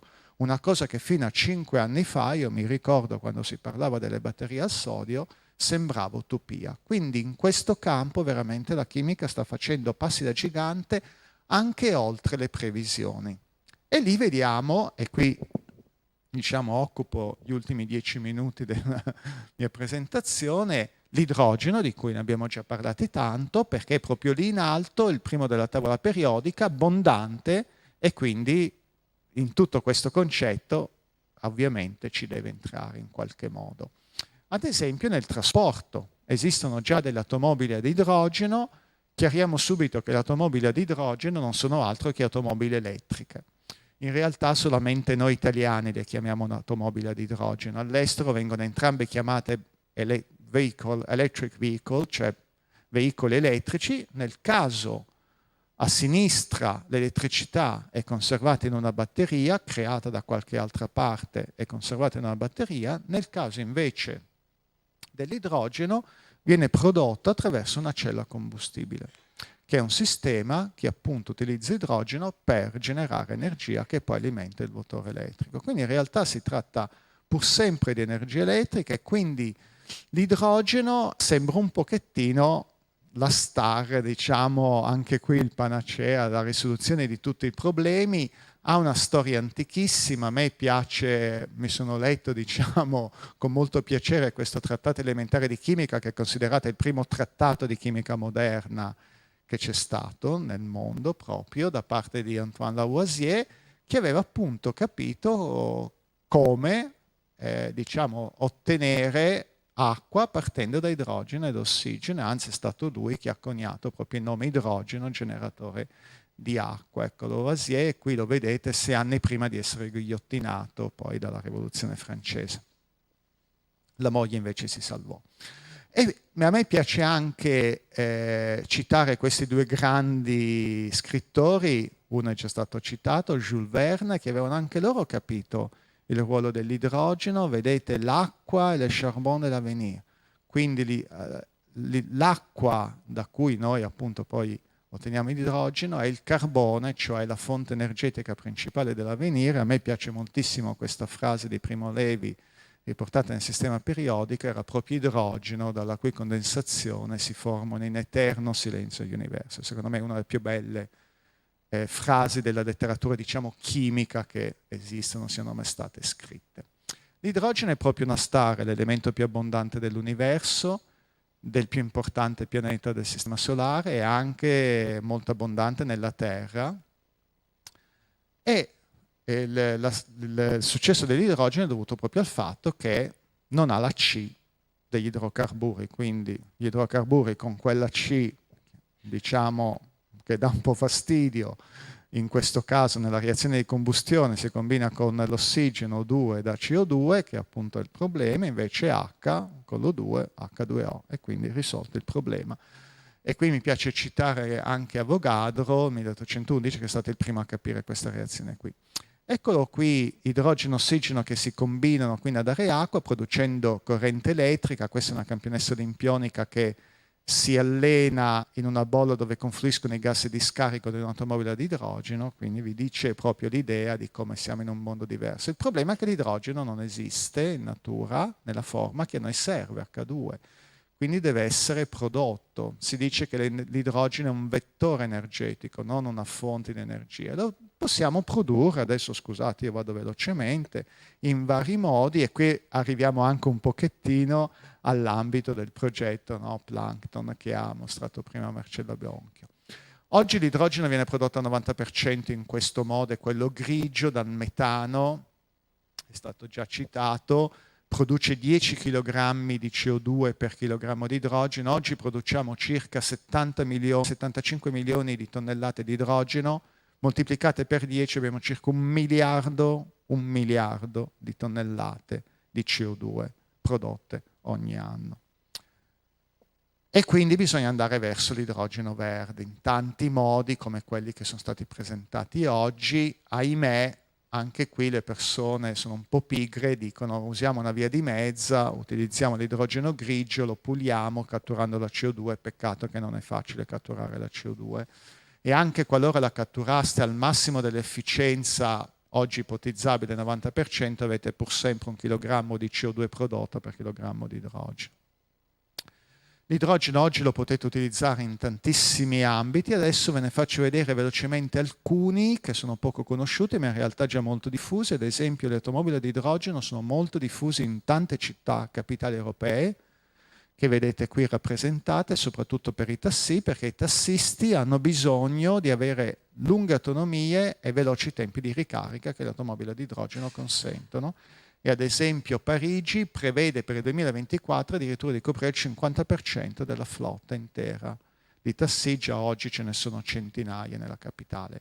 Esistono i treni ad idrogeno, pochi sanno che oggi in Europa il 50% delle ferrovie non sono elettrificate, 50%, quindi qui l'unica soluzione è utilizzare dei treni ad idrogeno, la Germania lo fa dal 2018, l'Italia lo farà a partire dal prossimo anno, nella tratta Brescia-Edolo, proprio in corrispondenza delle nuove infrastrutture per le Olimpiadi di Milano-Cortina. Ci sono gli autobus ad idrogeno, Bolzano ha scommesso ad esempio su questa tecnologia, lo stesso ha fatto Bologna, e poi appunto ci sono le navi ad idrogeno. Di nuovo la Norvegia, che se ne frega un pochettino dei miti e quindi oltre alle navi elettriche ha utilizzato anche le navi ad idrogeno e ha annunciato proprio per quest'anno che varerà la prima nave da crociera, okay, non di grandissime dimensioni, però completamente hydrogen powered. E la cosa più sorprendente è che per l'idrogeno si pensa anche per il trasporto aereo e non delle dittarelle a caso, come ad esempio ce ne sono anche, questa qui è una startup anglo-americana che vuole partire l'anno prossimo col primo volo commerciale, ma l'Airbus che punta al primo volo commerciale nel 2035, proprio recentemente ha annunciato il funzionamento dei nuovi motori Rolls-Royce ad idrogeno. Ad esempio EasyJet, se voi siete iscritti a EasyJet, usate EasyJet, ogni tanto ricevete la loro pubblicità, se ci avete fatto caso, nelle pubblicità che arrivano da circa 3-4 mesi a questa parte, dicono sempre noi puntiamo a un trasporto ad emissioni zero e la nostra combustibile di scelta è l'idrogeno. Quindi EasyJet volerà idrogeno.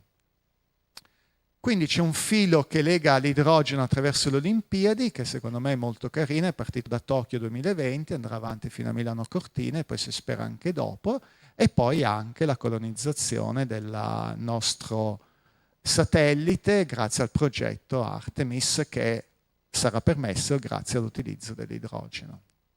Ecco, questo ne accennava Marcella, l'idrogeno è un gas, ha dei problemi, non ho tempo qui di andare in dettaglio su questo, però i chimici sanno ad esempio come mascherarlo, a me piace usare questa parola, attraverso dei trasportatori di idrogeno, ad esempio liquidi o anche solidi, li potete trasportare facilmente, senza problemi, e poi, come diceva appunto Marcella, alla fine, nel sito di utilizzo, riottenete l'idrogeno. E questo lo possiamo fare in vari modi. Un'altra soluzione che hanno i chimici è quella appunto di produrlo in maniera verde attraverso tecnologie mature come queste, cioè gli elettrolizzatori che scindono l'acqua in idrogeno e ossigeno, attraverso le biomasse, ad esempio soprattutto quelle lignocellulosiche, oppure attraverso l'energia diretta del sole e appunto attraverso il sistema di fotocatalisi o anche delle celle di tipo fotoelettrochimico, che è quello di cui mi occupo anch'io come attività di ricerca, in quella che appunto viene chiamata fotosintesi artificiale, che è stata ispirata da un altro grande chimico italiano in una famosissima conferenza che c'è stata 110 anni fa a New York, Giacomo Ciamician, per arrivare a quella che viene chiamata la foglia artificiale. Ecco qua, ho finito, quindi diciamo la domanda iniziale: cosa possiamo fare noi già oggi? Allora, qui vedete tutti gli utilizzi dell'energia in tutte le nostre attività quotidiane, ad esempio nel trasporto, automobili, quando utilizziamo navi, aerei, la nostra elettricità a casa, gli utilizzi industriali, l'energia fotovoltaica per produrre elettricità, per scaldarci. Ecco, vedete, non in tutti i casi, in alcuni casi sì, possiamo avere una scelta diretta, in altri casi possiamo avere una scelta indiretta, in altri casi possiamo avere una scelta, come diceva il professor Bassi, attraverso i nostri amministratori, sperando nelle loro scelte lungimiranti, ma anche attraverso il nostro voto. In tutti i casi quello che è sicuro è che in un modo o nell'altro noi possiamo avere una scelta in tutti questi casi, e vedete che la maggior parte dei casi sono scelte che noi possiamo già prendere oggi, ad esempio scegliendo che macchina guidare, che automobile guidare. Quindi finisco dicendo che la domanda è: non so se vi ho convinto a buttare via, se qualcuno di voi la usa ancora, un'automobile a benzina o a diesel e sostituirla con un'automobile elettrica, però forse se la utilizzate potreste correre il rischio sempre più di non poterla in realtà utilizzare in tutti i casi, perché l'evoluzione delle ZTL sono queste zone emissioni zero, le ZES, che tanto per intenderci in Italia sono vietate dalla legge, quindi in Italia siamo tranquilli, però all'estero invece no, e ad esempio Oxford dal 2021, doveva fare nel 2020, poi per il Covid ha rimandato al 2021, tutta la zona centrale è una zona emissioni zero ed è permesso entrare solamente con automobili elettriche o ad idrogeno, altrimenti anche pagando non riuscite. Quindi per finire, insomma, abbiamo capito che non dobbiamo aspettare che finiscono le pietre per dire stop all'età della pietra. L'età della pietra non è finita per questo motivo, perché si sono esaurite le pietre. Quindi l'età del petrolio la dobbiamo fermare adesso, non dobbiamo aspettare che finisca il petrolio, ovviamente. E questa frase non l'ha detto un attivista di Greenpeace particolarmente esaltato, ma l'ha detto lo sceicco Ahmed Zaki Yamani, che è stato ministro del petrolio e ministro dell'OPEC per circa un quarto di secolo. E quindi se lui lo diceva, fra l'altro nel 2000, questa è un'intervista che ha dato al The Telegraph, forse ci possiamo pensare anche noi. Con questo ho finito, visto che sono stati citati i miei libri, mi permettono i chairman di pubblicizzarli.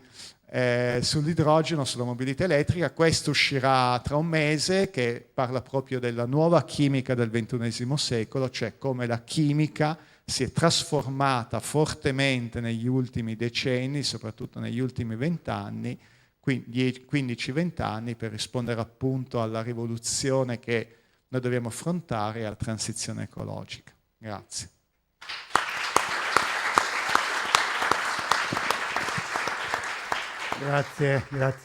Grazie mille Alessandro per la bellissima presentazione. Io però ho subito una domanda cattivissima.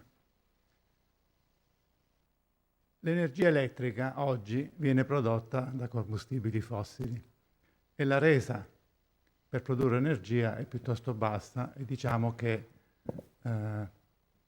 la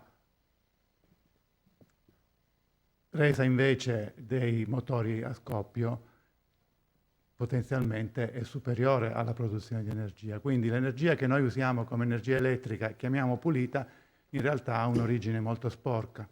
Quindi è questo, diciamo, un tentativo di spostarci piano piano verso l'auto elettrica, sperando che domani l'energia venga prodotta in maniera più pulita, o è solo pubblicità?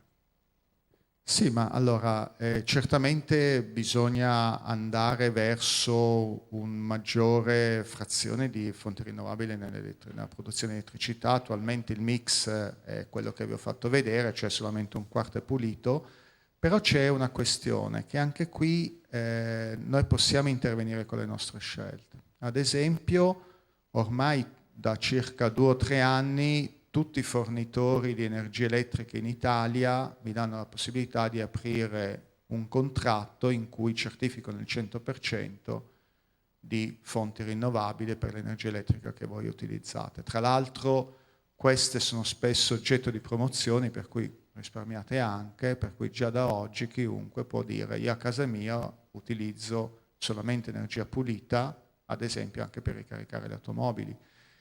Tutte le colonnine elettriche che ci sono in giro, tranne pochissime, però tutti i principali player utilizzano energia al 100% pulita. Quindi diciamo che in realtà la mobilità elettrica è già oggi al 100% pulita, cioè il mix elettrico in questo caso non si applica. Certamente il problema qual è però? Il problema è che oggi ci sono 14 milioni di automobili elettriche al mondo, contro 1 miliardo e 400 milioni di automobili.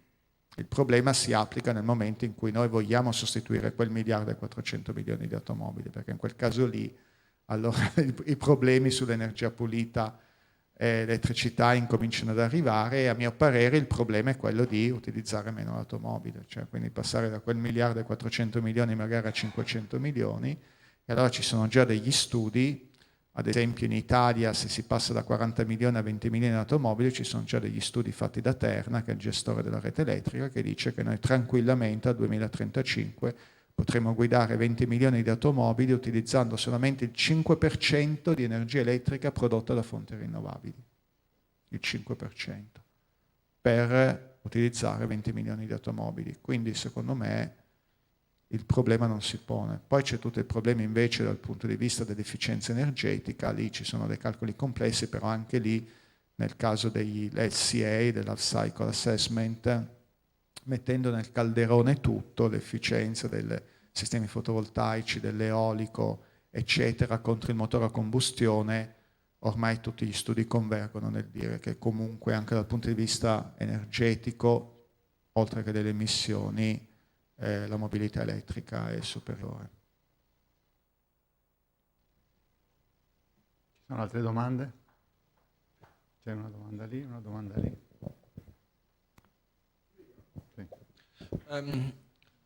È bello la mobilità elettrica. In questo periodo abbiamo assistito da parte della Comunità Europea a una forte pressione, addirittura con l'idea di eliminare i motori a combustione interna. Io quello che non ho capito, che forse tu potrai dirmi, potrai spiegarmi, è per quale motivo l'opinione pubblica si schiera contro i motori a combustione interna quando questi possono essere utilizzati con biocombustibili che sono neutri dal punto di vista della CO2 e non inquinano, perché i biocombustibili nella loro preparazione eliminano lo zolfo e l'azoto, che sono la fonte di maggiori inquinanti.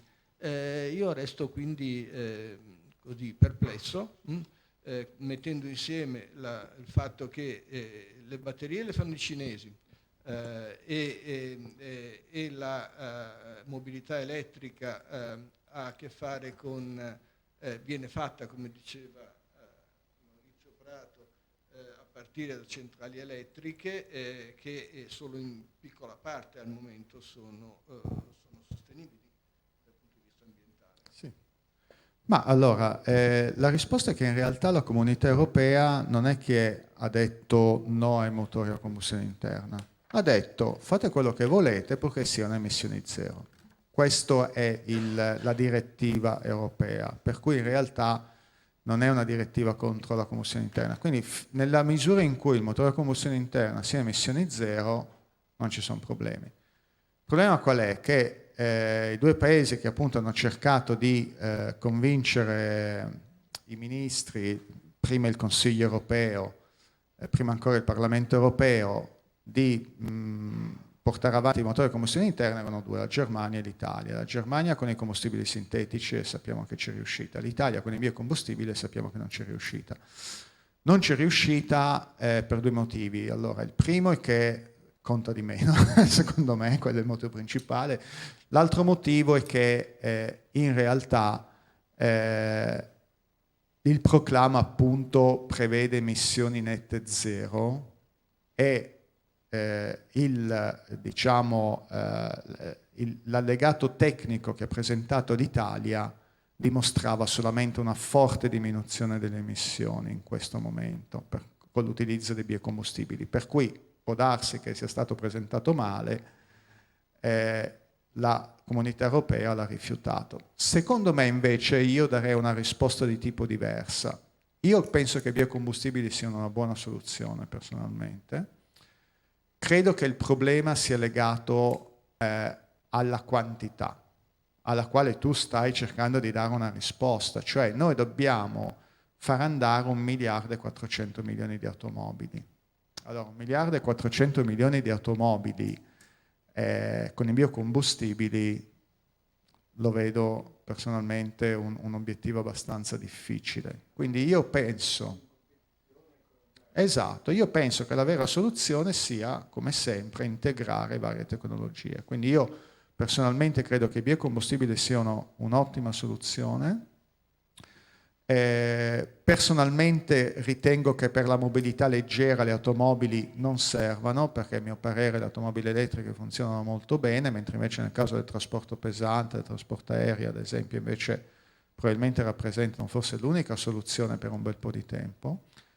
Allo stesso tempo invece ritengo che combustibili sintetici siano stata una scelta malsana del Consiglio europeo, perché i combustibili sintetici è vero che sono emissioni nette zero, però invece loro mantengono il problema degli NOx, mantengono il problema del microparticolato, per cui continueremo ad avere città inquinate, perché poi la CO2 quando si emette va nell'atmosfera, negli strati alti si mescola in poco tempo, mentre invece il microparticolato e gli ossidi d'azoto rimangono. Ecco, lo si è visto bene col Covid, dove la CO2 è aumentata comunque, mentre invece gli ossidi d'azoto e il microparticolato sono andati a zero. Quindi noi continueremo a avere città inquinate e quindi io non ho capito bene questa scelta, spero che ci ripensino. Quindi sì, cioè la risposta è nella soluzione integrata, cioè non esiste la soluzione per tutto. Credo che per la mobilità leggera la soluzione elettrica sia però la migliore. Lo dico per esperienza personale, ecco, soprattutto, cioè non lo dico per partito preso. C'è una domanda lì, vedevo. Sì. Sì. Allora, già che è là, poi arriviamo. Sì.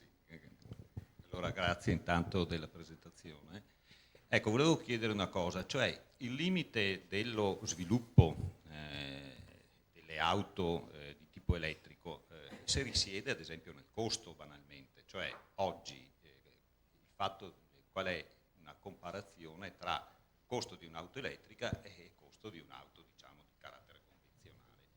Lo stesso vale per lo sviluppo dei pannelli fotovoltaici, perché ad oggi in Italia per avere 25 gigawatt di fotovoltaico abbiamo impegnato qualcosa come 120 miliardi di euro di incentivazione.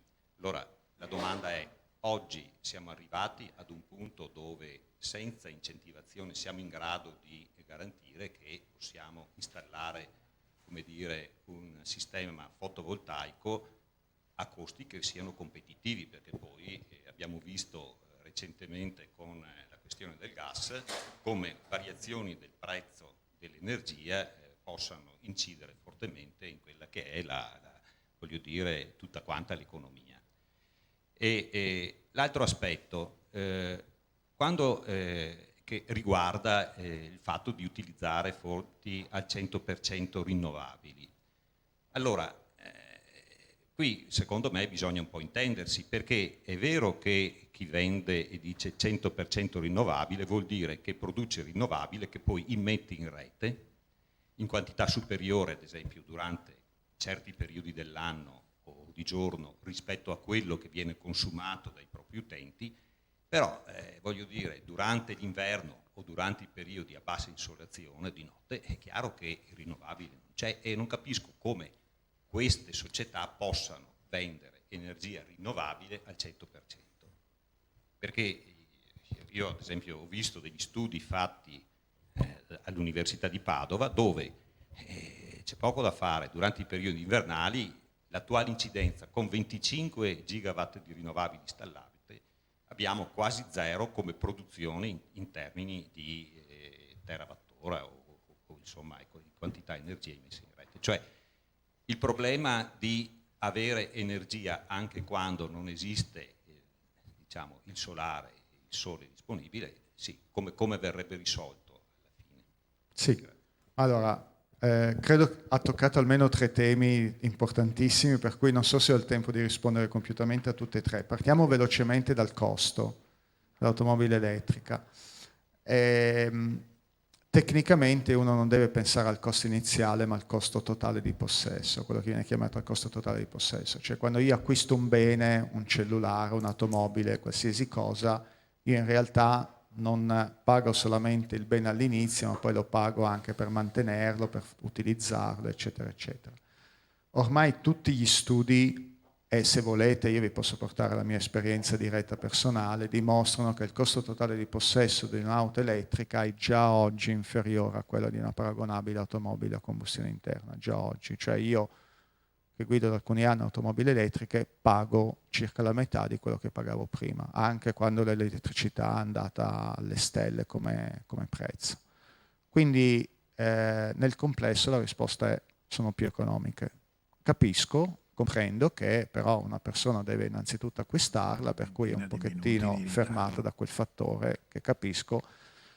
Vedevo proprio uno studio europeo 2 giorni fa che dice che nel 2030 le automobili elettriche costeranno già all'inizio meno di quelle a combustione interna, per cui si tratta solamente di aspettare.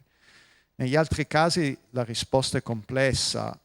Molto brevemente, proprio in maniera molto telegrafica, ho fatto vedere quel grafico in cui se oggi da zero decidessimo di produrre energia elettrica e dovessimo dire, non io privato, ma industria, amministrazione locale, chiunque, cosa deve utilizzare per produrre elettricità nella maniera più economica, la risposta è che oggi l'85% è da fonti rinnovabili, che non è solamente fotovoltaico e eolico, ma c'è anche l'idroelettrico, ci sono anche altre vie, e stoccarla attraverso batterie, o meglio accumulatori di nuova generazione, attraverso dei vettori energetici, come si diceva prima, ad esempio l'idrogeno e a sua volta l'idrogeno attraverso l'acido formico. Quindi ci sono le risposte su questo.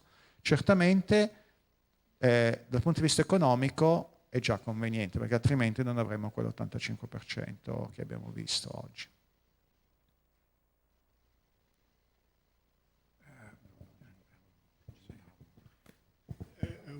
Una domanda per cui vorrei la sua opinione. Perché in questo tipo di convegni non si parla mai del nucleare? Non c'è dubbio che nel futuro la fusione nucleare sia la prospettiva di energia a bassissimo costo e non inquinante e in quantità.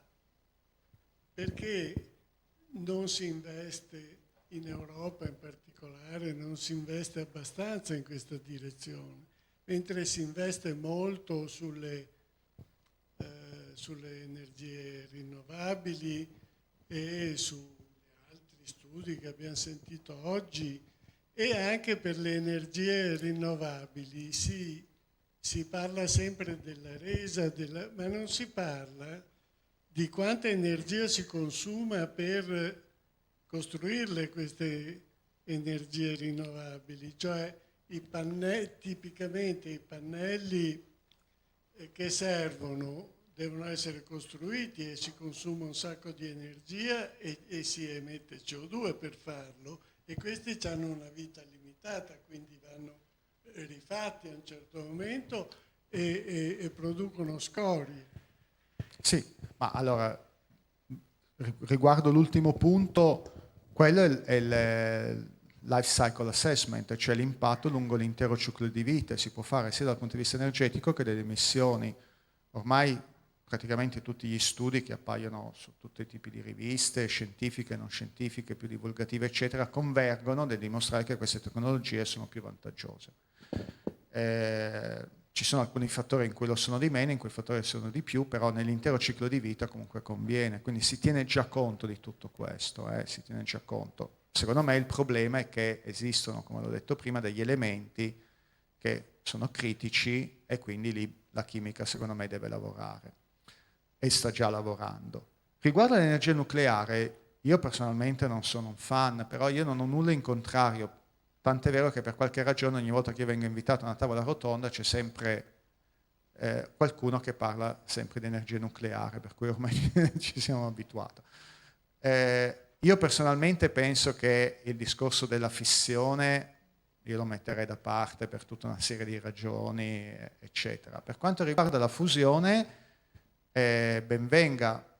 Non lo so, c'è un articolo, potrei consigliare, di Margherita Venturi, che è uscito circa una settimana fa su un blog della Società Chimica Italiana, che secondo me spiega in maniera abbastanza bene dal punto di vista chimico, perché anche la fusione, è proprio incentrato sulla fusione nucleare, dal punto di vista chimico, perché la fusione potrebbe non essere la risposta ai problemi energetici. Io credo che, non so quando, perché ancora tutta una serie di problemi devono essere risolti, quando arriverà la fusione, non so, nel 2070, quando sarà, insomma, bene, va benissimo. Però assolutamente bisogna... Io non sono mai per limitare la discussione e di aprirla sempre nel modo più largo possibile, quindi ben vengono i confronti. Grazie Alessandro, purtroppo dobbiamo tagliare qui questa interessante discussione e quindi ringraziamo il professor Abbotto e passiamo a Silvia Bordiga, che è professore ordinario all'Università di Torino. Silvia è stata anche professore all'Università di Oslo, in Norvegia, e si è sempre interessata di catalisi, che è una delle branche più importanti della chimica, che ovviamente favorisce i processi chimici, e si è anche interessata dello sviluppo di materiali nanostrutturati per la costruzione appunto di materiali per lo storage di gas, e quindi per esempio idrogeno o CO2, quindi materiali che oggi vengono studiati molto, sono materiali molto importanti. E oggi però ci parlerà appunto di nuovi catalizzatori per la sostenibilità, e quindi Silvia ti lascio la parola. Grazie, visto anche l'ora cercherò di essere piuttosto leggera e per questo faremo anche qualche cosa insieme, sarà un contributo che richiederà un'interazione anche con voi, ma lo vedremo fra poco. Quindi oggi parlerò di catalizzatori e per introdurre l'argomento catalizzatori vi propongo un'immagine che forse vi ricordate dai libri di scuola, il ciclo del carbonio, che è quello a cui noi totalmente apparteniamo, l'abbiamo sentito in vari contributi, attraverso la fotosintesi abbiamo la produzione di biomasse e poi comincia tutto il ciclo, diciamo, vitale di diverse categorie di vegetali e animali che hanno dato origine poi allo sviluppo delle nostre società. Quando poi questi esseri sono stati arrivati sono morti, attraverso milioni di anni siamo arrivati a costituire quello che è il nostro forziere nella stiva, i combustibili fossili, che noi poi con voracità negli ultimi 200 anni abbiamo utilizzato con grande attività, e attraverso le reazioni. Le reazioni, noi abbiamo sempre delle molecole che sono i nostri reagenti. Dalle molecole reagenti arriviamo a dei prodotti. Queste reazioni possono essere spontanee, quando l'energia dei prodotti è più bassa dell'energia dei reagenti, ma questo non basta, perché per avvenire una reazione bisogna superare quella che viene chiamata una barriera di attivazione. Talvolta le reazioni che sono anche spontanee hanno delle barriere di attivazione così elevate che naturalmente non avvengono, e qui entrano in gioco i catalizzatori. I catalizzatori sono qualche cosa che nel corso della reazione facilita la reazione, e quindi la reazione ha un percorso diverso da quello che naturalmente avrebbe, e attraverso la catalisi avviene in qualche modo uno scivolo, si usa uno scivolo più dolce, e il termine catalisi è stato introdotto da Berzelius, che utilizzò due termini grechi che vuol dire giù e sciogliere, quindi con il termine sciogliere intendiamo facilitare, che è proprio quello che fa il catalizzatore. Come vi dicevo, negli scorsi 200 anni noi abbiamo dato sfogo sfrenato alla nostra invenzione di diverse tipologie di catalizzatori, e questo ha prodotto in qualche modo la nostra società, il nostro mondo, ma ha fatto sì che il ciclo, questa parte del ciclo, è un ciclo che è diventato estremamente veloce, perché noi siamo voraci e molti siamo cresciuti molto, e non è più in grado di essere compensato da quello naturale, che è lento, che è quello che avviene appunto attraverso la fotosintesi e la creazione appunto di tutto quello che ci circonda. E Leonardo in realtà aveva introdotto questo concetto che dove la natura finisce, l'uomo arriva e porta delle trasformazioni ed è in grado di promuovere lo sviluppo.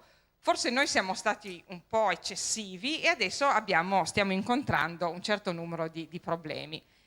Questo è un grafico abbastanza esplicativo, in qualche modo è già stato introdotto anche da qualche precedente oratore. Vedete come è cresciuta la popolazione, guardate cosa è successo. Adesso siamo intorno agli 8 miliardi e fra pochi anni arriveremo a 11 miliardi, quindi siamo cresciuti in maniera estremamente grande. Questo ha fatto sì che in qualche modo sempre di più arriviamo a quello che è stato definito l'overshoot day, che è il giorno in cui abbiamo consumato tutte le energie che la Terra ci sta mettendo a disposizione. Se guardiamo l'overshoot day nel 2022, per l'Italia è stato metà maggio e a livello globale il 28 luglio. Ovviamente queste valutazioni ha senso guardarle, no, in termini globali, ma se guardiamo nel nostro piccolo la situazione è veramente estremamente grave. E questa è un'immagine che ha fatto un mio studente, un bellissimo disegno che mette a confronto, no, il nostro modo di vivere e la sofferenza in qualche modo della Terra.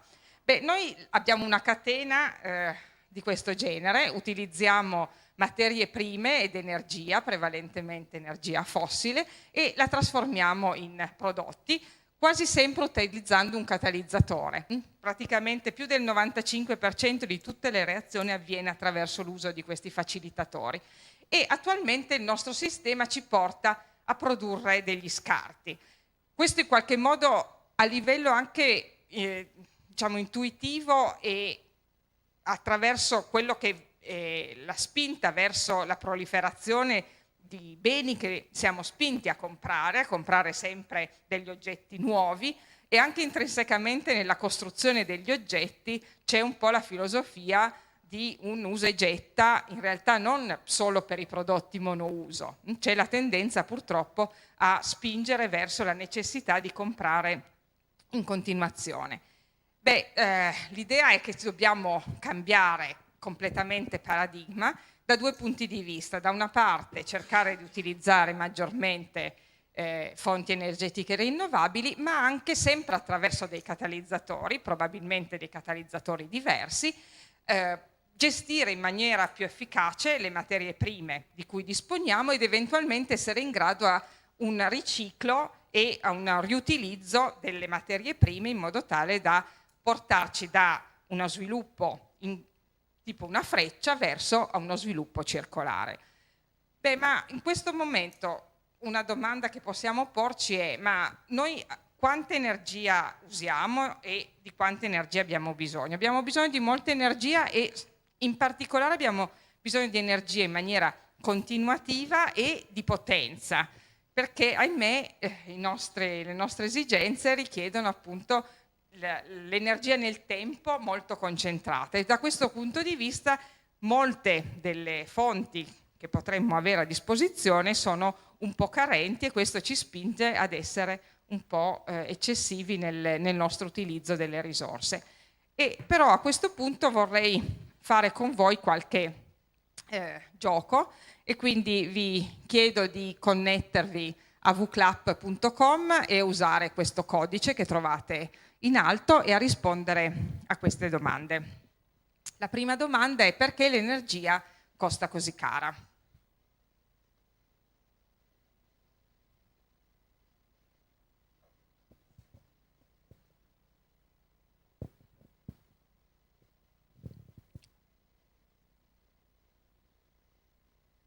Riuscite a farlo?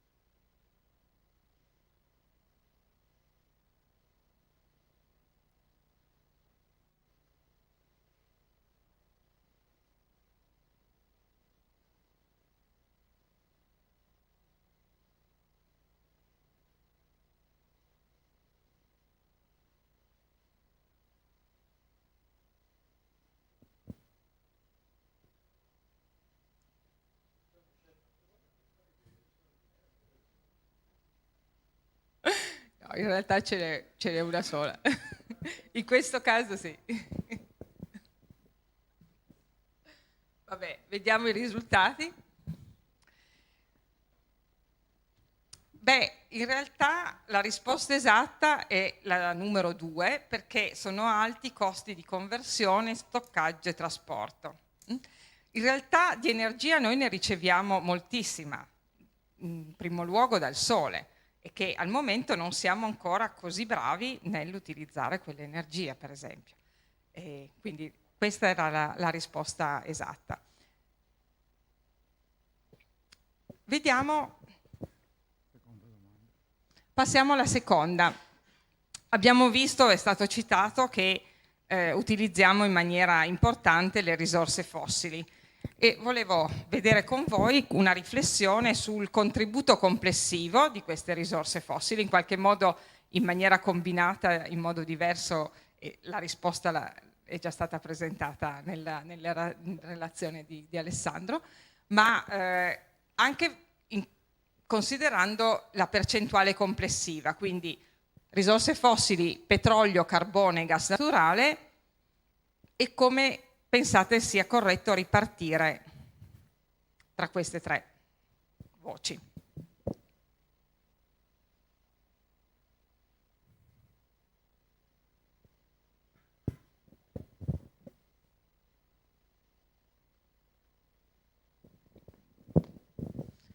Bene, molto bene. Siamo in effetti, ahimè, a una percentuale estremamente alta. Vedete, l'85% è attualmente di natura fossile e come ripartizione c'è una predominanza del petrolio e poi seguono carbone e gas naturale.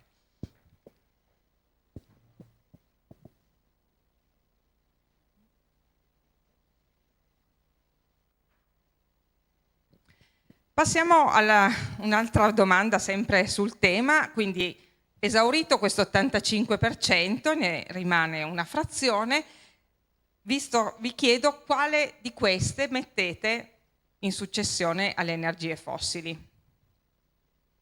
Quindi queste sono fonti energetiche non fossili, quale scegliete come successiva?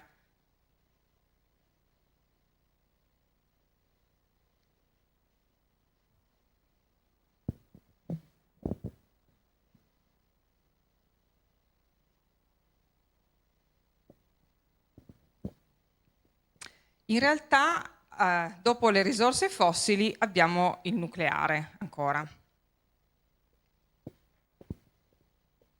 In effetti l'idroelettrico è un po' dopo, ma prima c'è il nucleare.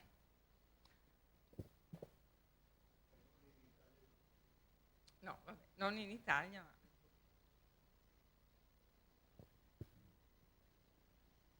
E come ultima domanda di questa prima parte, tra queste risorse fossili, quale è il fanalino di coda, cioè l'ultima?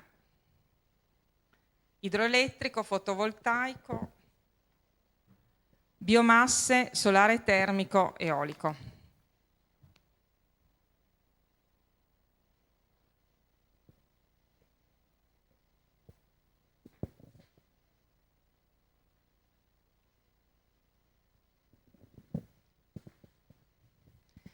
ahimè, il fanalino di coda è il fotovoltaico.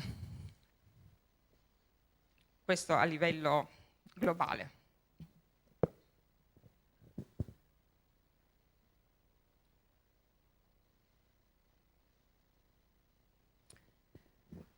Quindi dell'energia che noi usiamo, circa 15 terawatt, in realtà il problema non è che siano di più la quantità di energia che consumiamo rispetto all'energia che riceviamo. Vediamo che dal solare ne riceviamo molta di più e che al momento non siamo ancora sufficientemente capaci di sfruttare questa energia.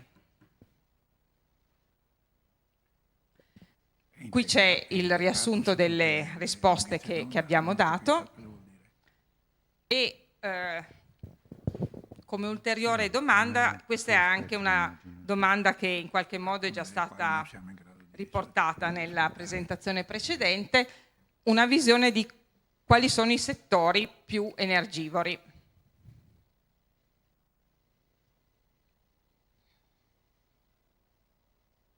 In questo caso votate un'intensità e quindi mettete in scala.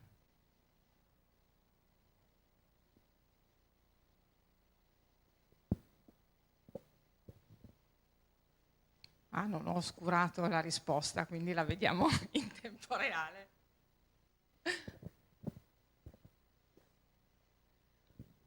Chi ha votato?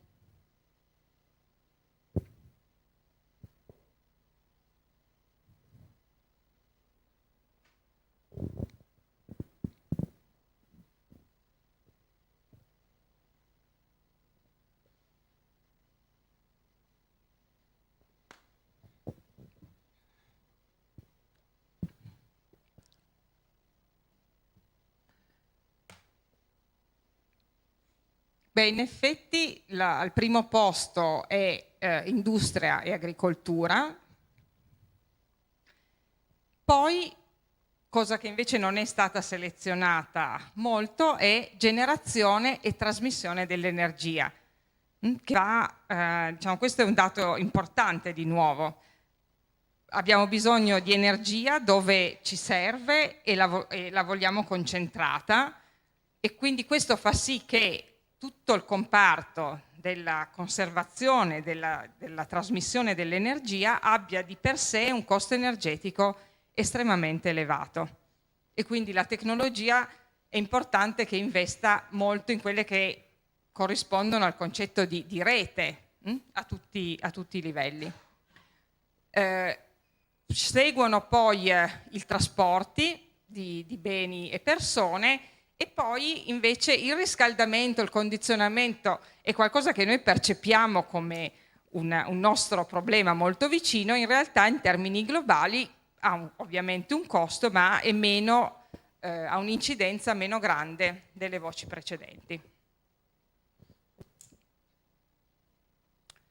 Quindi lo stato attuale è questo, il nostro ciclo del carbonio, e quello che noi ci aspettiamo di poter sviluppare, e oggi sono stati presentati diverse idee di questo possibile sviluppo, è invece un ciclo del carbonio in qualche modo che si compenetra, non è che dobbiamo pensare che lo sostituisca, ma che lo si integri.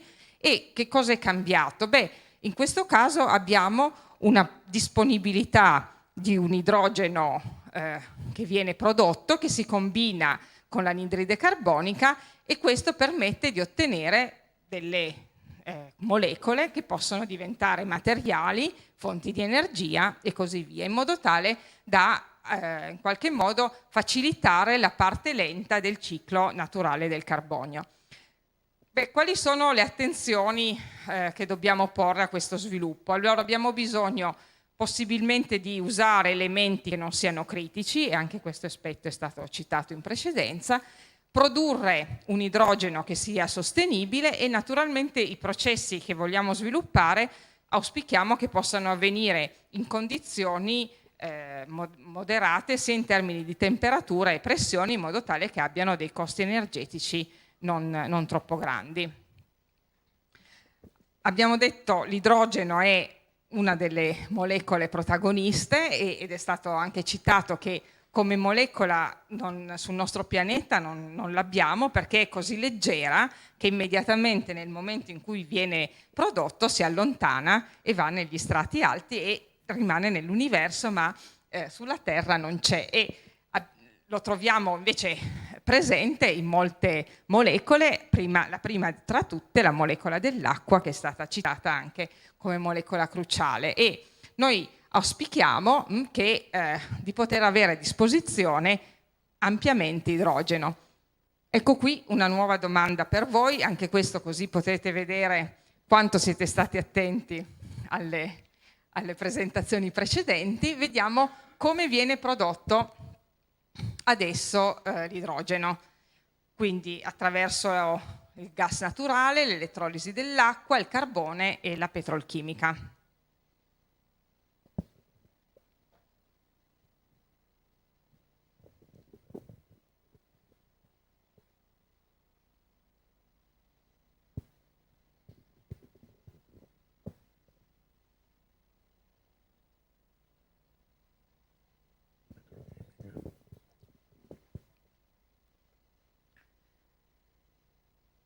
In effetti il gas naturale è la fonte principale, segue il carbone, la petrolchimica non così tanto, nel senso che il petrolio viene utilizzato prevalentemente per la conversione degli idrocarburi. In qualche modo l'idrogeno è un prodotto secondario che viene attraverso la tipologia di reazione che viene sviluppata nella petrolchimica, mentre invece il gas naturale e il carbone attraverso la reazione per esempio con l'acqua danno origine e la fonte principale di idrogeno che noi disponiamo in questo momento.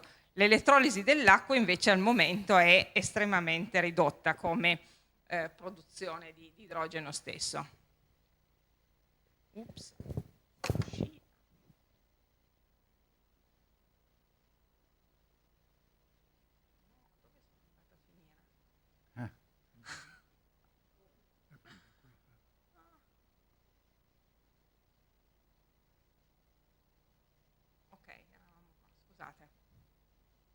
Ok, vediamo l'ultima domanda, che è dove viene utilizzato attualmente l'idrogeno?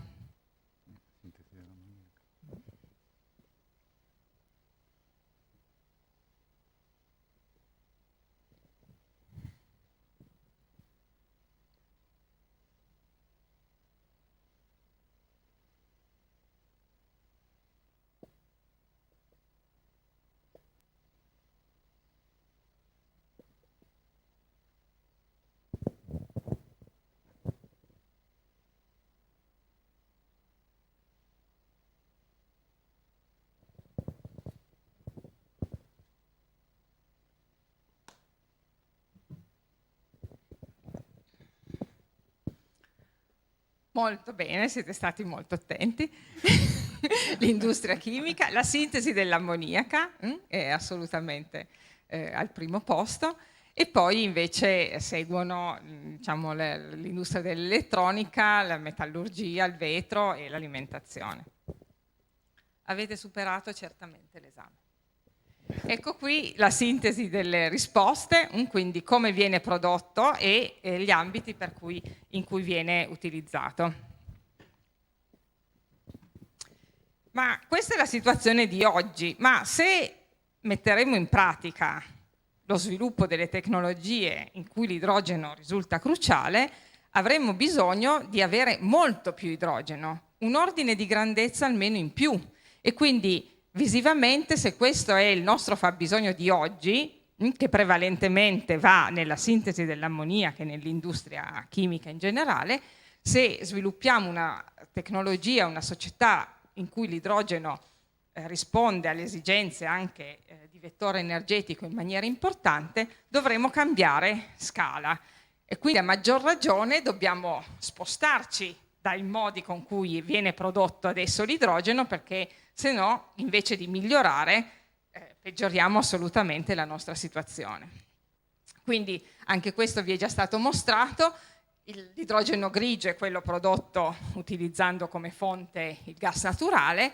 Se la CO2 viene catturata si parla di idrogeno blu, che quindi sembra molto meno impattante, ma in realtà in qualche modo è come nascondere un po' la polvere sotto il tappeto. L'idrogeno verde invece utilizza l'acqua.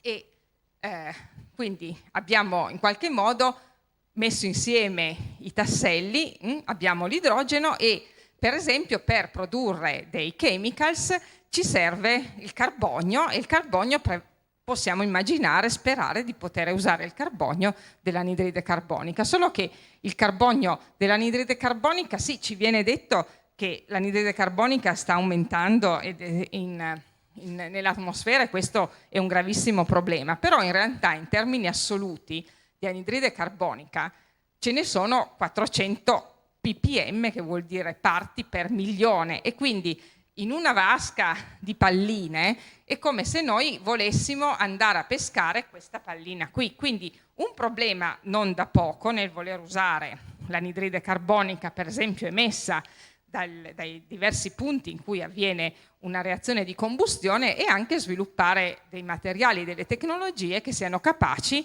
di selettivamente andare a pescare quella molecola gestendo dei volumi di aria estremamente grandi, in modo tale da essere selettivi. Quindi questo è per esempio un grafico che fa vedere la quantità di anidride carbonica raccolta da questo materiale a 60 gradi centigradi, e in questo caso si vede una discreta selettività nei confronti dell'azoto, quindi l'azoto passa e l'anidride carbonica viene catturata, concentrata. A questo punto diventa pensabile usare quell'anidride carbonica per farne qualche cosa. E quindi abbiamo sentito, quindi vado avanti, la possibilità di sviluppare dei sistemi di tipo fotosintetico artificiale. Un'altra alternativa è combinare idrogeno e anidride carbonica. Vedete questa molecola di anidride carbonica un po' sonnolenta, si trova in una buca di potenziale, non vuole reagire, non vuole proprio fare niente, ma c'è l'idrogeno che canta una serenata appassionata, e in realtà non basta una molecola sola di idrogeno, ma ci deve essere il concerto di ben 3 molecole di idrogeno, una di CO2, e c'è la possibilità di dare origine alla molecola di metanolo, che di per sé è una molecola interessante. Anche lei la possiamo considerare come un vettore energetico, perché il metanolo è un liquido, quindi molto più facile da gestire, per esempio, del gas naturale, e ha un potere energetico molto interessante. E in questo ambito sono coinvolti in un progetto europeo che fa sì che il metanolo in realtà non venga usato come tale, ma si converta in molecole più interessanti, come per esempio il propilene. E per fare questo stiamo sviluppando dei catalizzatori che sono partiti inizialmente usando dei metalli, ma dei metalli anche preziosi. C'era una lega palladio-zinco, e nel corso del progetto abbiamo sviluppato invece degli altri catalizzatori che usano degli elementi di più facile reperimento, meno preziosi, come degli ossidi di zinco e di zirconio, e per questo insomma stiamo lavorando in questo progetto. Questo ci ha permesso di produrre per esempio del propilene, che poi può diventare quindi un polimero che è ottenuto con un carbonio che non viene dal petrolio ma viene dalla molecola della CO2, quindi in qualche modo abbiamo reso più sostenibile questo ciclo. E quindi è importante anche avere la percezione di quali sono le materie prime che vengono utilizzate per un specifico progetto. Molto brevemente l'altro accenno che vi voglio dare di altre attività riguardano un altro gas serra molto impattante, che è il gas naturale, il metano. E il metano ha un impatto da un punto di vista del riscaldamento e dell'effetto serra molto più significativo dell'anidride carbonica. In tempi brevi, in ambito di qualche decina d'anni, quasi 100 volte quello dell'anidride carbonica. E quindi anche le emissioni di metano sono estremamente pericolose, e un modo per cercare di utilizzare meglio questa risorsa è quello appunto di, per esempio, convertirla da metano in metanolo, che è un liquido più facilmente distribuibile, stoccabile e meno pericoloso.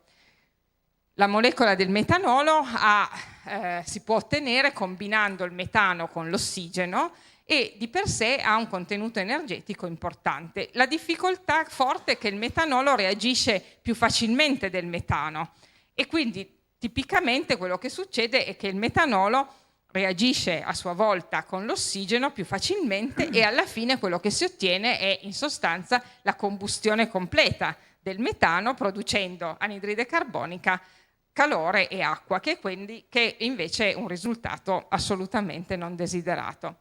E in questo ambito noi stiamo lavorando, siamo un progetto che coinvolge 4 centri di ricerca che ha ricevuto un sostanziale aiuto dalla Comunità Europea, e questa è la foto che abbiamo fatto quest'autunno, la prima riunione che abbiamo fatto tutti insieme. Stiamo sviluppando catalizzatori sia sviluppati in laboratorio, sia modifichiamo anche degli enzimi, quindi c'è nell'ambito del progetto ci sono entrambe le facce della catalisi, e ci stiamo muovendo utilizzando come centro catalitico un elemento di facile reperibilità, cioè i nostri catalizzatori contengono degli ioni rame, e il rame è uno di quegli elementi che nella tavola che ha mostrato prima Alessandro era uno degli elementi abbastanza, diciamo, disponibili e che non hanno delle restrizioni attualmente.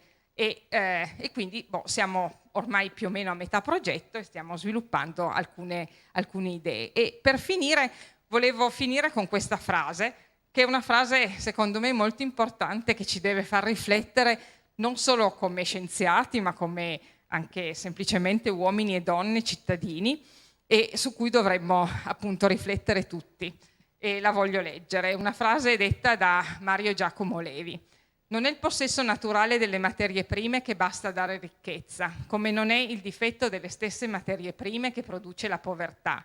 Le uniche vere fonti capaci di dare ricchezze durature e distribuirle nel mondo, annullandone le povertà, sono i commerci e gli scambi onesti di materie prime e di prodotti finiti, le industrie che consumano e che trasformano, i cervelli e le braccia che operano, gli uomini, aggiungo, e le donne, che fraternizzano e che collaborano.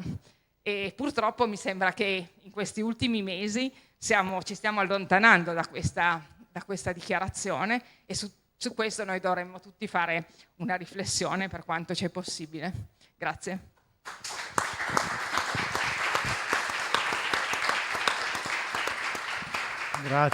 Grazie Silvia.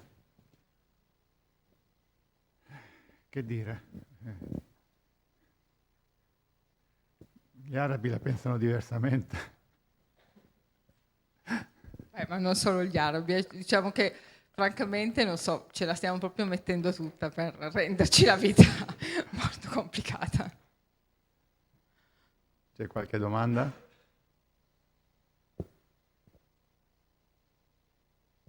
Cominciamo a essere stanchi. Marcella?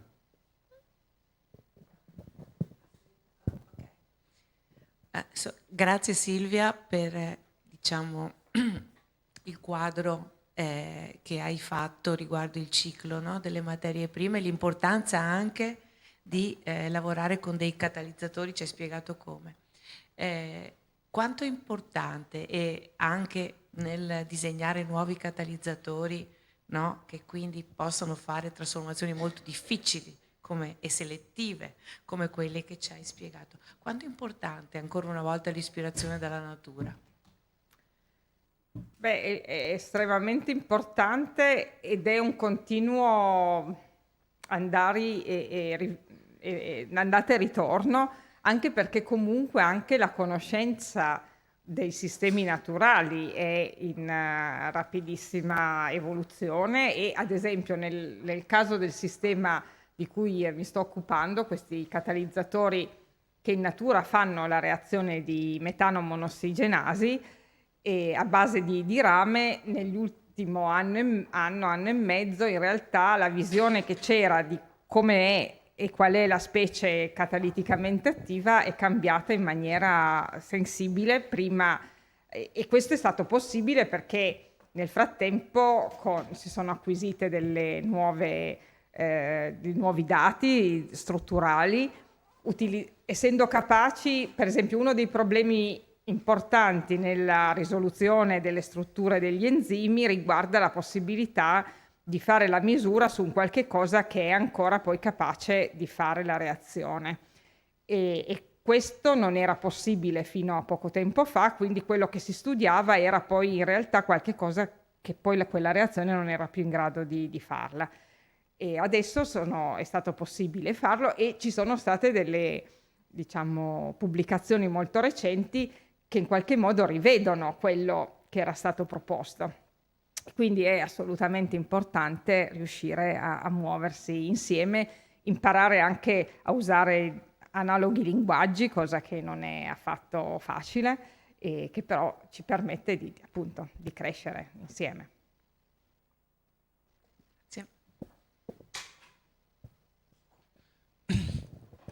Silvia, volevo chiederti di questa membrana che lascia passare selettivamente l'azoto e invece trattiene la CO2.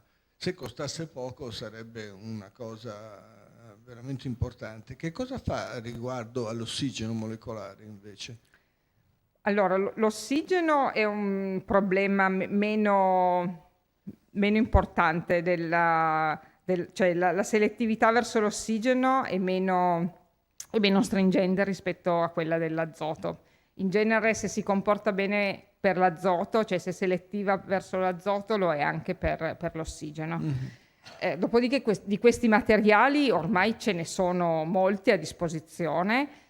Una delle difficoltà, adesso le tecnologie che fanno questo tipo di lavoro sono tecnologie che si basano su soluzioni di ammine e che sono, diciamo, ha un forte impatto ambientale, difficili da gestire perché le ammine sono corrosive, hanno tutta una serie di problemi e non ultimo il fatto di lavorare in soluzioni acquose fa sì che una volta che l'assorbente si è caricato di anidride carbonica serve tantissima energia per rigenerare l'assorbente perché l'acqua ha una capacità termica molto elevata e quindi serve moltissima energia per far sì che si riesca a salire alla temperatura tale per cui la CO2 viene rilasciata. Perché ovviamente questi sistemi devono funzionare, insomma, non possono essere usa e getta, ecco, perché sarebbe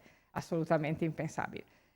Ci sono adesso materiali che fanno abbastanza bene questo processo, e si sta lavorando per passare dal materiale all'oggetto che è appunto una cartuccia piuttosto che una membrana. Questo richiede ancora abbastanza lavoro di sviluppo perché bisogna appunto costruire qualcosa che sia o un monolita o un pellet che poi abbia la sufficiente resistenza meccanica, insomma, quindi ci sono tutta una serie di L'impiego di questa cosa potrebbe essere veramente importante per quanto riguarda le serre, perché come dicevo prima l'ossigeno è uno dei principali veleni per la fotosintesi e introducendo in una serra aria ad alta CO2 e a basso ossigeno si potrebbe ottenere un'efficienza dell'uso della luce molto superiore a quella che si ha attualmente. Quindi vabbè, possiamo parlarne.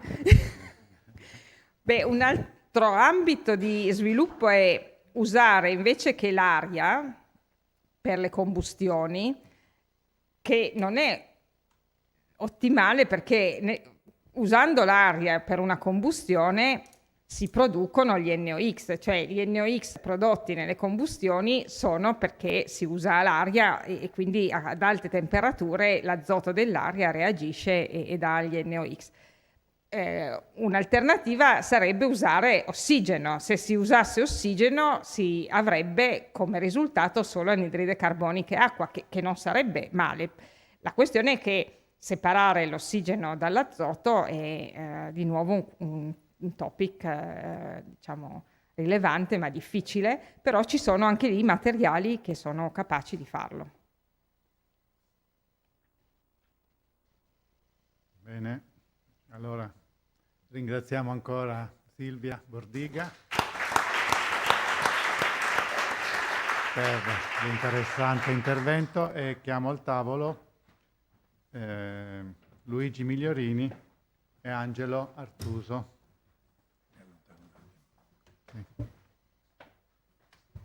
Li introduco. Luigi Migliorini è un eroe dei nostri giorni perché è un imprenditore che crede nell'idrogeno e sta cercando di sviluppare tutto il possibile per appunto arrivare a produrre idrogeno di quello, diciamo, ecologicamente compatibile e crede anche nella ricerca, per cui accoppia la parte più industriale anche alla parte di ricerca, per cui è un finanziatore di ricerche e lo fa in maniera veramente spassionata e veramente credendoci. L'ingegnere Angelo Artuso è direttore del Business Development della DBA Group, che è una società di ingegneria e progettazione, e insieme discuteranno un po' delle tematiche più industriali dei problemi energetici. Quindi lascio la parola a Luigi. Grazie professor Prato, professoressa Bonchio, Pierangelo Gobbo, professor Gobbo e tutti i professori che sono intervenuti oggi, scienziati. È sempre stato, diciamo, uno dei nostri sogni, penso da bambini, no? La fotosintesi, io ricordo, almeno penso quasi tutti, le nuove generazioni non lo so. Diciamo che le generazioni sopra i 40 e 50, ma da piccoli si sognava la fotosintesi, il moto perpetuo. Io mi sognavo, speravo di volare un giorno, leggere il pensiero, non perdere i capelli, non ingrassare troppo. Questi erano i sogni. Fotosintesi è una delle cose, secondo me, più interessanti, più belle, poi lo dico proprio da, diciamo, da cittadino comune. Quello che stupisce, avendo lavorato in grandi aziende, è quanto poco interesse ci sia anche da parte di multinazionali in questo settore. Noi siamo una piccola azienda, l'abbiamo fatta per questo, ed è uno dei grandi sogni, insomma, dell'umanità. Penso che oggi abbiamo ascoltato anche varie cose per quanto riguarda sia la parte di biologia, la parte chimica. Presento un attimo me, poi Angelo, poi andiamo un po' al tema, cerchiamo di essere abbastanza brevi, non presento slide, così andiamo un po' al punto.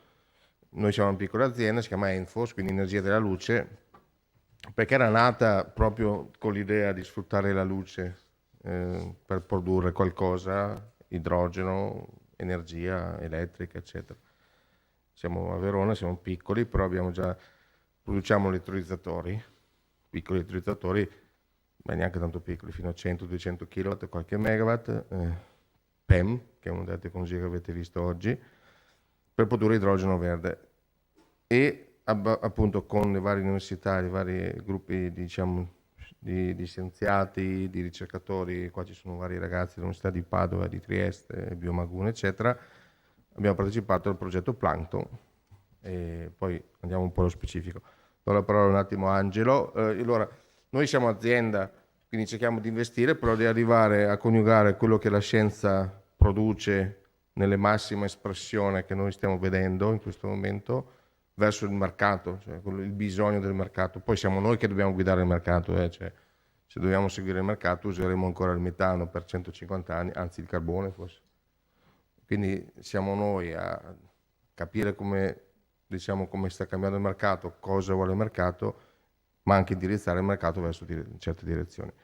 DBA, infatti, perché l'abbiamo fatto un po' assieme, perché loro per noi rappresentano, noi siamo quelli che producono, se vuoi, l'impianto, qualcosa, loro sono quelli che hanno un contatto diretto con tantissime industrie, quindi sulla progettazione e ingegneria, e loro sanno quello che il mercato può accettare e non accettare, quindi magari Angelo si presenta e dopo.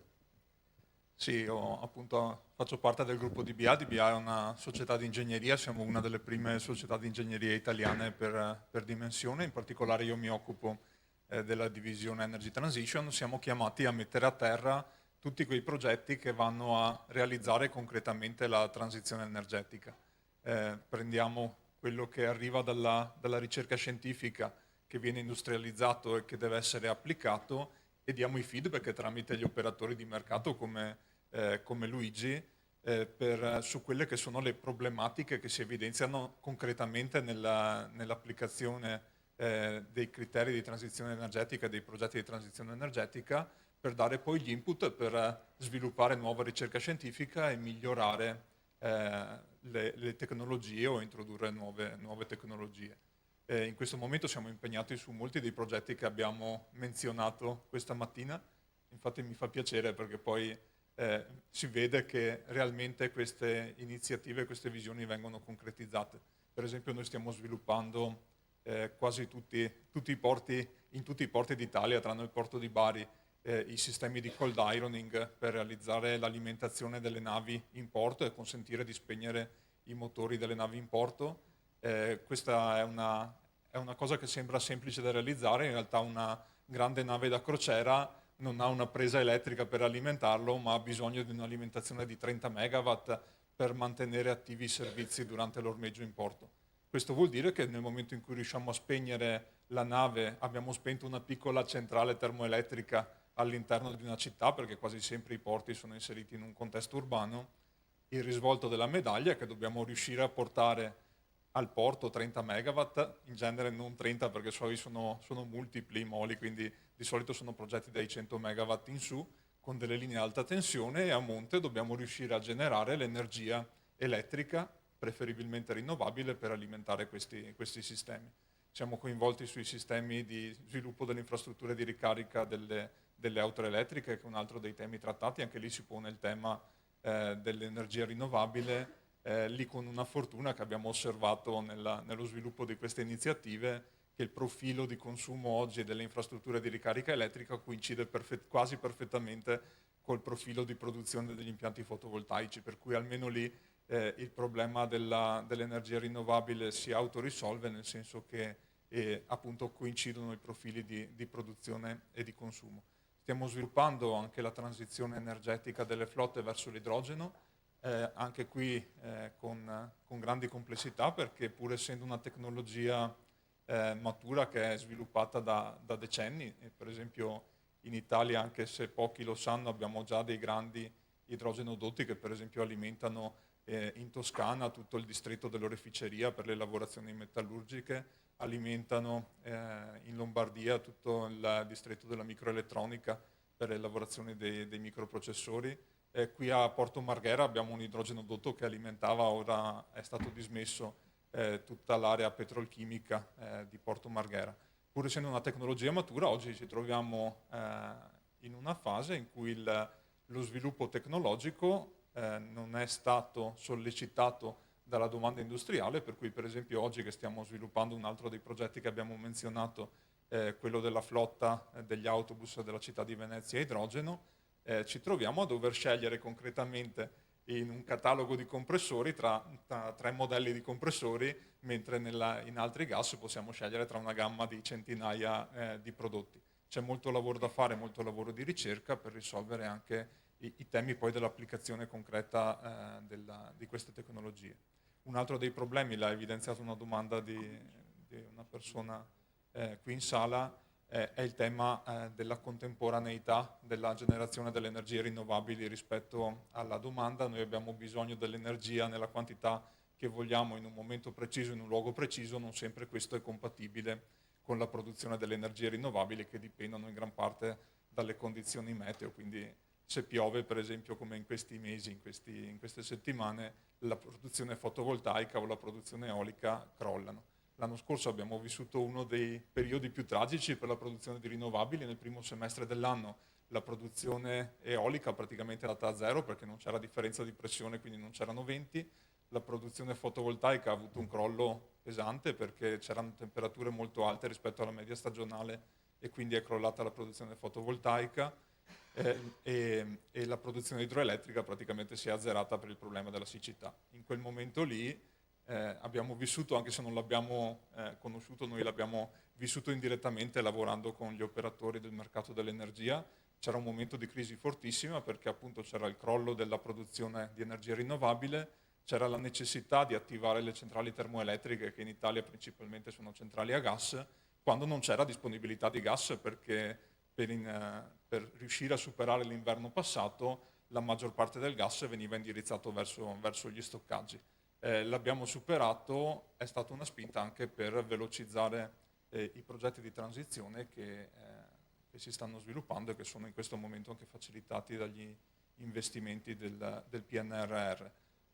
Come Luigi, che è nostro partner, perché abbiamo visto in lui questa visione all'innovazione e questa visione alle nuove tecnologie che serve a concretizzare poi le visioni, le aspettative teoriche che tutti abbiamo. Anche noi cerchiamo di metterci del nostro. In questo momento abbiamo un'iniziativa importante in corso per cercare di valorizzare l'energia geotermica. L'abbiamo vista prima, era uno dei quadratini più piccoli, è un'energia che oggi non viene valorizzata. Era stato citato prima il professor Parisi ha fatto un intervento l'anno scorso in cui ha evidenziato che in Italia la risorsa geotermica disponibile entro i primi 5 km di profondità sarebbe sufficiente a soddisfare 5 volte il fabbisogno energetico italiano.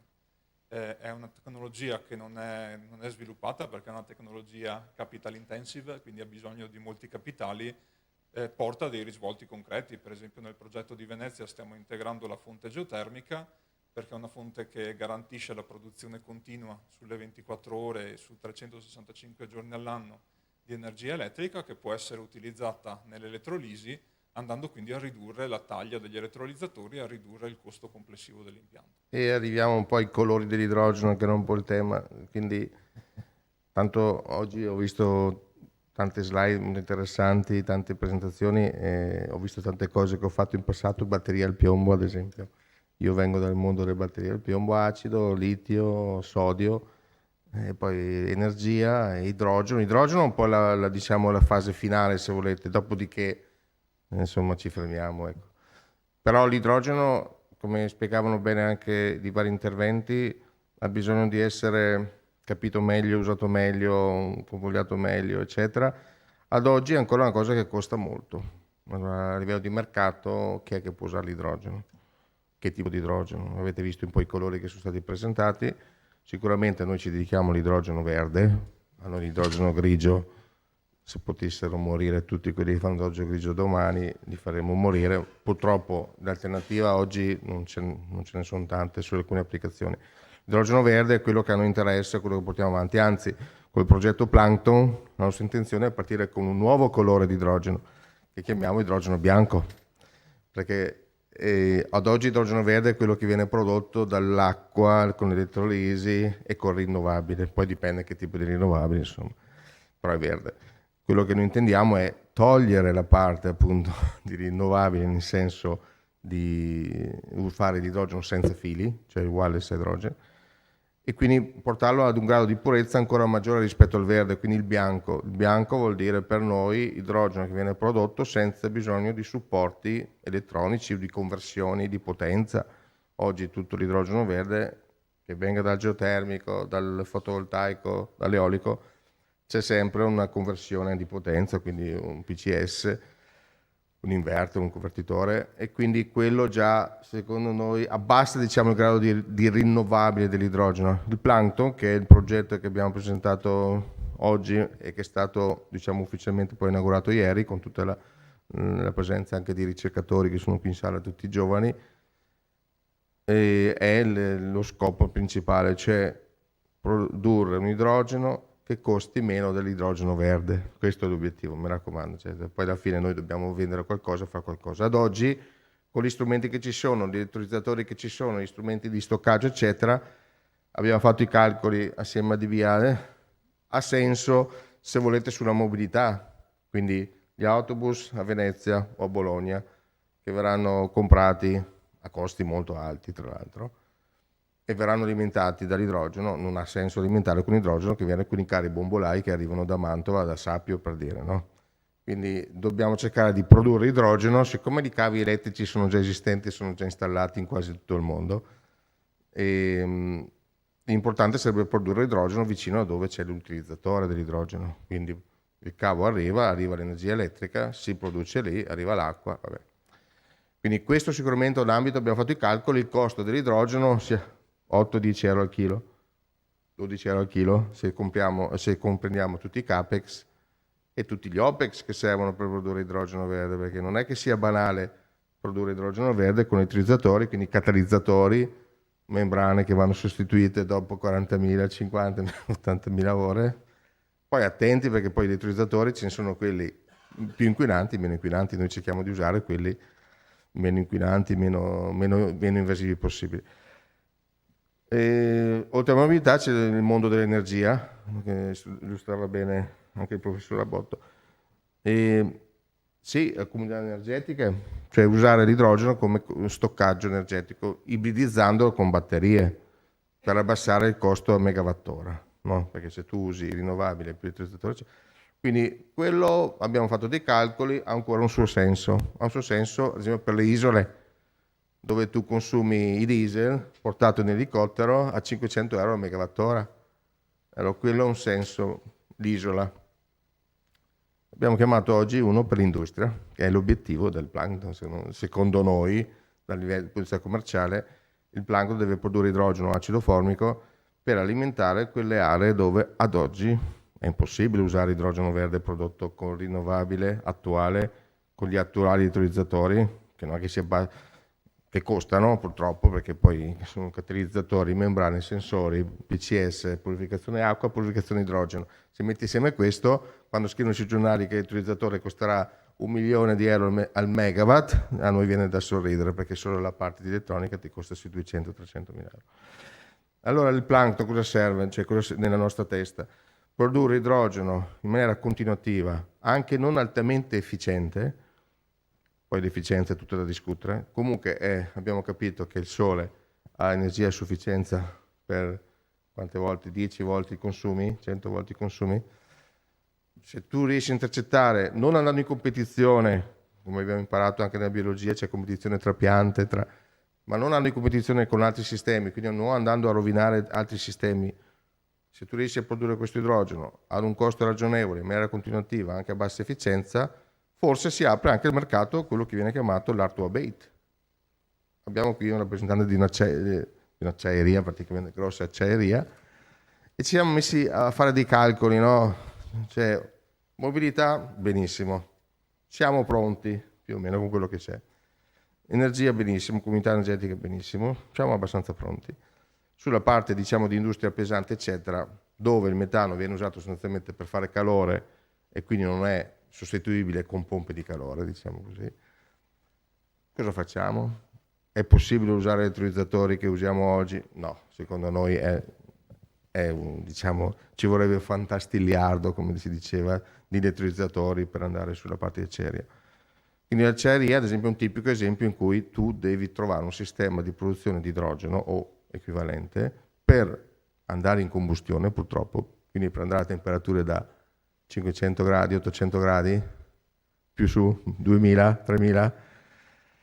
Quindi l'unico modo è trovare questo sistema. Il plankton nasce per questo anche, no? Quindi il plankton, che magari non produrrà un idrogeno al 99,999, che è quello necessario per le celle a combustibile, però è un idrogeno sufficientemente pulito per essere poi bruciato. Ed è qui che il cambiamento e la rivoluzione, diciamo, del plankton, del progetto. Sempre in coniugazione, come diceva anche il professor Bassi, con la parte, cioè tutti i tipi di fotosintesi sono utili, tutti i tipi di produzione di idrogeno sono utili, non è che sul plankton risolve il problema del mondo, è una parte della soluzione. Se c'è la biologia che fa fotosintesi, produce in qualche modo idrogeno allo stesso livello di una cosa tipo il plankton, è un'aggiunta, è un supporto. Quindi le acciaierie, le vetrerie di Murano potranno mai usare elettrolizzatori? Abbiamo fatto i calcoli, ti costa 10-12 euro al chilo, il metano costa 1 euro, diciamo, al chilo, vabbè che fai 1 a 3, usi 1 chilo di idrogeno per sostituire 3 kg di metano, sei sempre in deficit di 10 euro al chilo. Chi è che te lo paga? Non abbiamo capito che la Meloni non ha intenzione di pagarcelo, neanche Salvini, quindi in qualche modo dobbiamo capire noi come scienza, voi come scienza, noi non siamo scienza, noi siamo artigiani, noi come artigiani dell'energia eccetera, come arrivare ad un costo, ad un prezzo ragionevole che permette al mercato in maniera entusiasta di fare il cambiamento tecnologico. Abbiamo fatto un calcolo per un'acciaieria, andare a sostituire il 3, il 4, il 5% di metano con idrogeno costerebbe 30 milioni. Quando è che te lo ripaghi? In 100 anni più o meno. Quindi o si trova un sistema di produzione alternativo, un nuovo paradigma di produzione di idrogeno, e il plancton può essere una risposta, come può essere una risposta una biologia che accetta sostanzialmente cambiamenti OGM, cambiamenti anche dello stato delle cose, oppure noi ci beccheremo per sempre l'acciaio che, oltre ad avere il carbonio dentro, usa carbonio per farlo. Quindi se accettiamo tutti l'idea che l'anidride carbonica ci dà un po' di fastidio, anche se è uno su 250.000 ci dà un po' di fastidio, se accettiamo questa idea dobbiamo trovare un sistema. Quindi un po' secondo noi, ecco, il plancton, oggi che è 22 aprile, quindi 2-2 H2, 2-2 aprile 4, lanciamo il concetto dell'idrogeno bianco. Dobbiamo metterlo nella tassonomia del Ministero, che non capiscono, che non sono ancora in grado di distinguere i vari tipi di colori. Quindi un idrogeno prodotto senza fili, senza elettronica, dalla natura. Può essere chimica, può essere biologia, dalla natura. Con un minimo di elementi, sicuramente, in questo caso il rutenio, no? Potrebbe essere il rutenio, potrebbe essere anche qualcos'altro. Ecco, questo è un po' il quadro. Dal punto di vista, ecco, di progetti, come avete visto, DBA, che è una bella azienda, ha 60 uffici. Quanti uffici avete? 12 uffici. Però quanti ingegneri ci sono? 900. Troppi ingegneri comunque. Loro riescono a intercettare quello che vuole il mercato, quindi avete visto tanti di quei progetti che sono stati presentati oggi, anche nei vari slide. Noi siamo attivi, poi bisogna essere bravi a fare il prodotto, ridurre il costo, farlo accettare al cliente, ma i clienti, anche le acciaierie, vorrebbero fare qualcosa, abbiamo capito, no? Però si trovano di fronte a investimenti talmente complessi, talmente ampi, che spesso si stoppano. Poi è vero, ci sono i progetti Hydrogen Valley, l'Arto Beta, a cui anche noi stiamo partecipando, però gli ultimi che stiamo un po' facendo, l'Arto Beta ad esempio, pochissime aziende sono disposte a investire cifre così grosse, pochissime. Cioè, noi siamo piccoli, qualcosa abbiamo investito.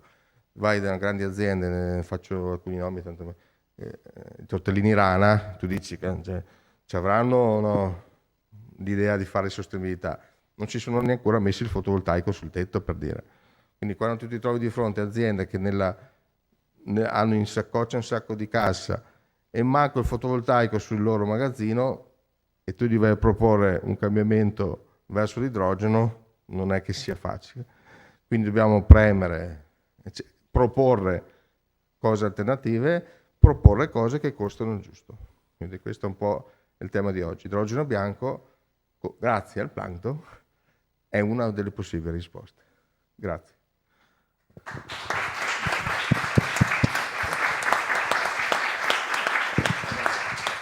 Domande poco perché so che c'è un piccolo aperitivo poi per chi vuole. Se c'è qualche domanda, se no ci parliamo davanti a Marghera. A Marghera c'è il progetto di far ripartire la centrale di produzione dell'idrogeno. Ma quale idrogeno? Nero? Questo è uno dei grandi problemi in discussione.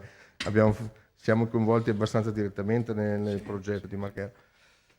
Anche lì molta confusione. I fondi, tra l'altro, che i pochi che potrebbero arrivare in Veneto non vengono neanche in Veneto. Quindi noi stiamo cercando di costruire anche una catena del valore in Veneto. Infatti abbiamo coinvolto l'Università di Padova, di Trieste. Trieste è Veneto, insomma, dai, non chiamiamolo Friuli. No, stiamo cercando di... No, sì. È Slovenia. No, stiamo cercando di tenere anche in Veneto alcune tecnologie. Per dire, adesso faccio una battuta, quando è uscito poi il risultato del progetto, una delle prime mail che ha ricevuto la professoressa Bonchio è arrivata da chi? Dalla Cina. Adesso mia moglie è cinese, quindi non voglio... Perché la Cina dice, mica, questa è una bella tecnologia, vediamo se riusciamo ad assorbire qualcosa. E pensate che la Regione Veneto e lo Stato abbia fatto qualcosa per poter... No, cioè arriva... Noi conosciamo professori di altre nazionalità, non facciamo nomi, che vendono tecnologie alla Cina. Non è sbagliato vendere tecnologia, però se tu vuoi mantenere la tecnologia in Italia, devi anche investire sulle persone, sui laboratori. Cioè, queste cose, secondo noi che siamo azienda, siamo stupiti. Cioè, abbiamo in Italia, in Veneto, anche a Torino, delle tecnologie, delle scienze. Noi anche a Vasso abbiamo collaborazione con il professor Baricco sullo stoccaggio di metalli idruri, no? Abbiamo tecnologie che non hanno altri, ecco, e non siamo in grado di mantenerle e di svilupparle. Quindi noi come piccola azienda ci stiamo provando, stiamo coinvolgendo anche delle grandi aziende per investire un po' di più in questa tecnologia e tenere la tecnologia qui, ma non perché siamo gelosi, non vogliamo che gli altri ce l'abbiano, ma se ce l'abbiamo teniamola. Non avete visto il professor Natta, ha avuto il premio Nobel, no? Nessuno, cioè noi ignoranti non lo sappiamo, noi pensiamo che la plastica sia americana, sono stati gli italiani poi a diffonderla. Quindi ci sono tecnologie, professori e gruppi di lavoro secondo noi fantastici e cerchiamo di mantenerli. Purtroppo anche nel PNRR qualcosa è stato fatto, ma poco secondo noi per mantenere poi. Per dire, una grande azienda di cui non faccio il nome ha preso un grande progetto IPCEI, quindi soldi europei, soldi nostri, anzi soldi vostri, dei nostri figli, grande progetto con cui utilizzatori che va a comprare dove in America. Quindi tutta la tecnologia stiamo finanziando americani e aziende asiatiche. Questo c'è grandi problemi che nessuno guarda. Poi se tu guardi la gara, il bandi, è scritto così, cioè tu puoi prendere roba cinese e portarla qua e ti danno i soldi dell'IPCEI. Ma scusate, non c'era previsto che si difendesse la tecnologia locale, eccetera. Spariti dai bandi, no? Non c'è scritto nulla. Quindi uno prende, vuol dire, io sono stato in Cina 20 anni, vuoi che non sia in grado di prendere un utilizzatore alcalino della Cina che costa 500 euro al chilo, portarlo qua e farlo funzionare? Cioè, lo faccio anche io. No, allora noi dobbiamo andare contro queste, diciamo, proposte secondo noi tecnologicamente fesse e provare però a portare avanti la nostra proposta, quindi sopravvivere e poi portare avanti insomma lo sviluppo. Plankton, ricordiamoci, idrogeno bianco, oggi è la nascita, è il compleanno dell'idrogeno bianco.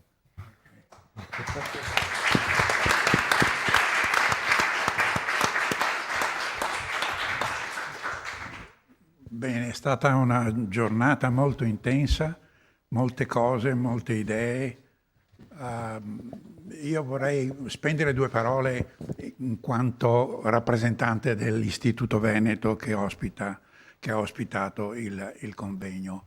E in particolare mi trovo a essere anagrafe e la responsabile, il decano dell'area chimica.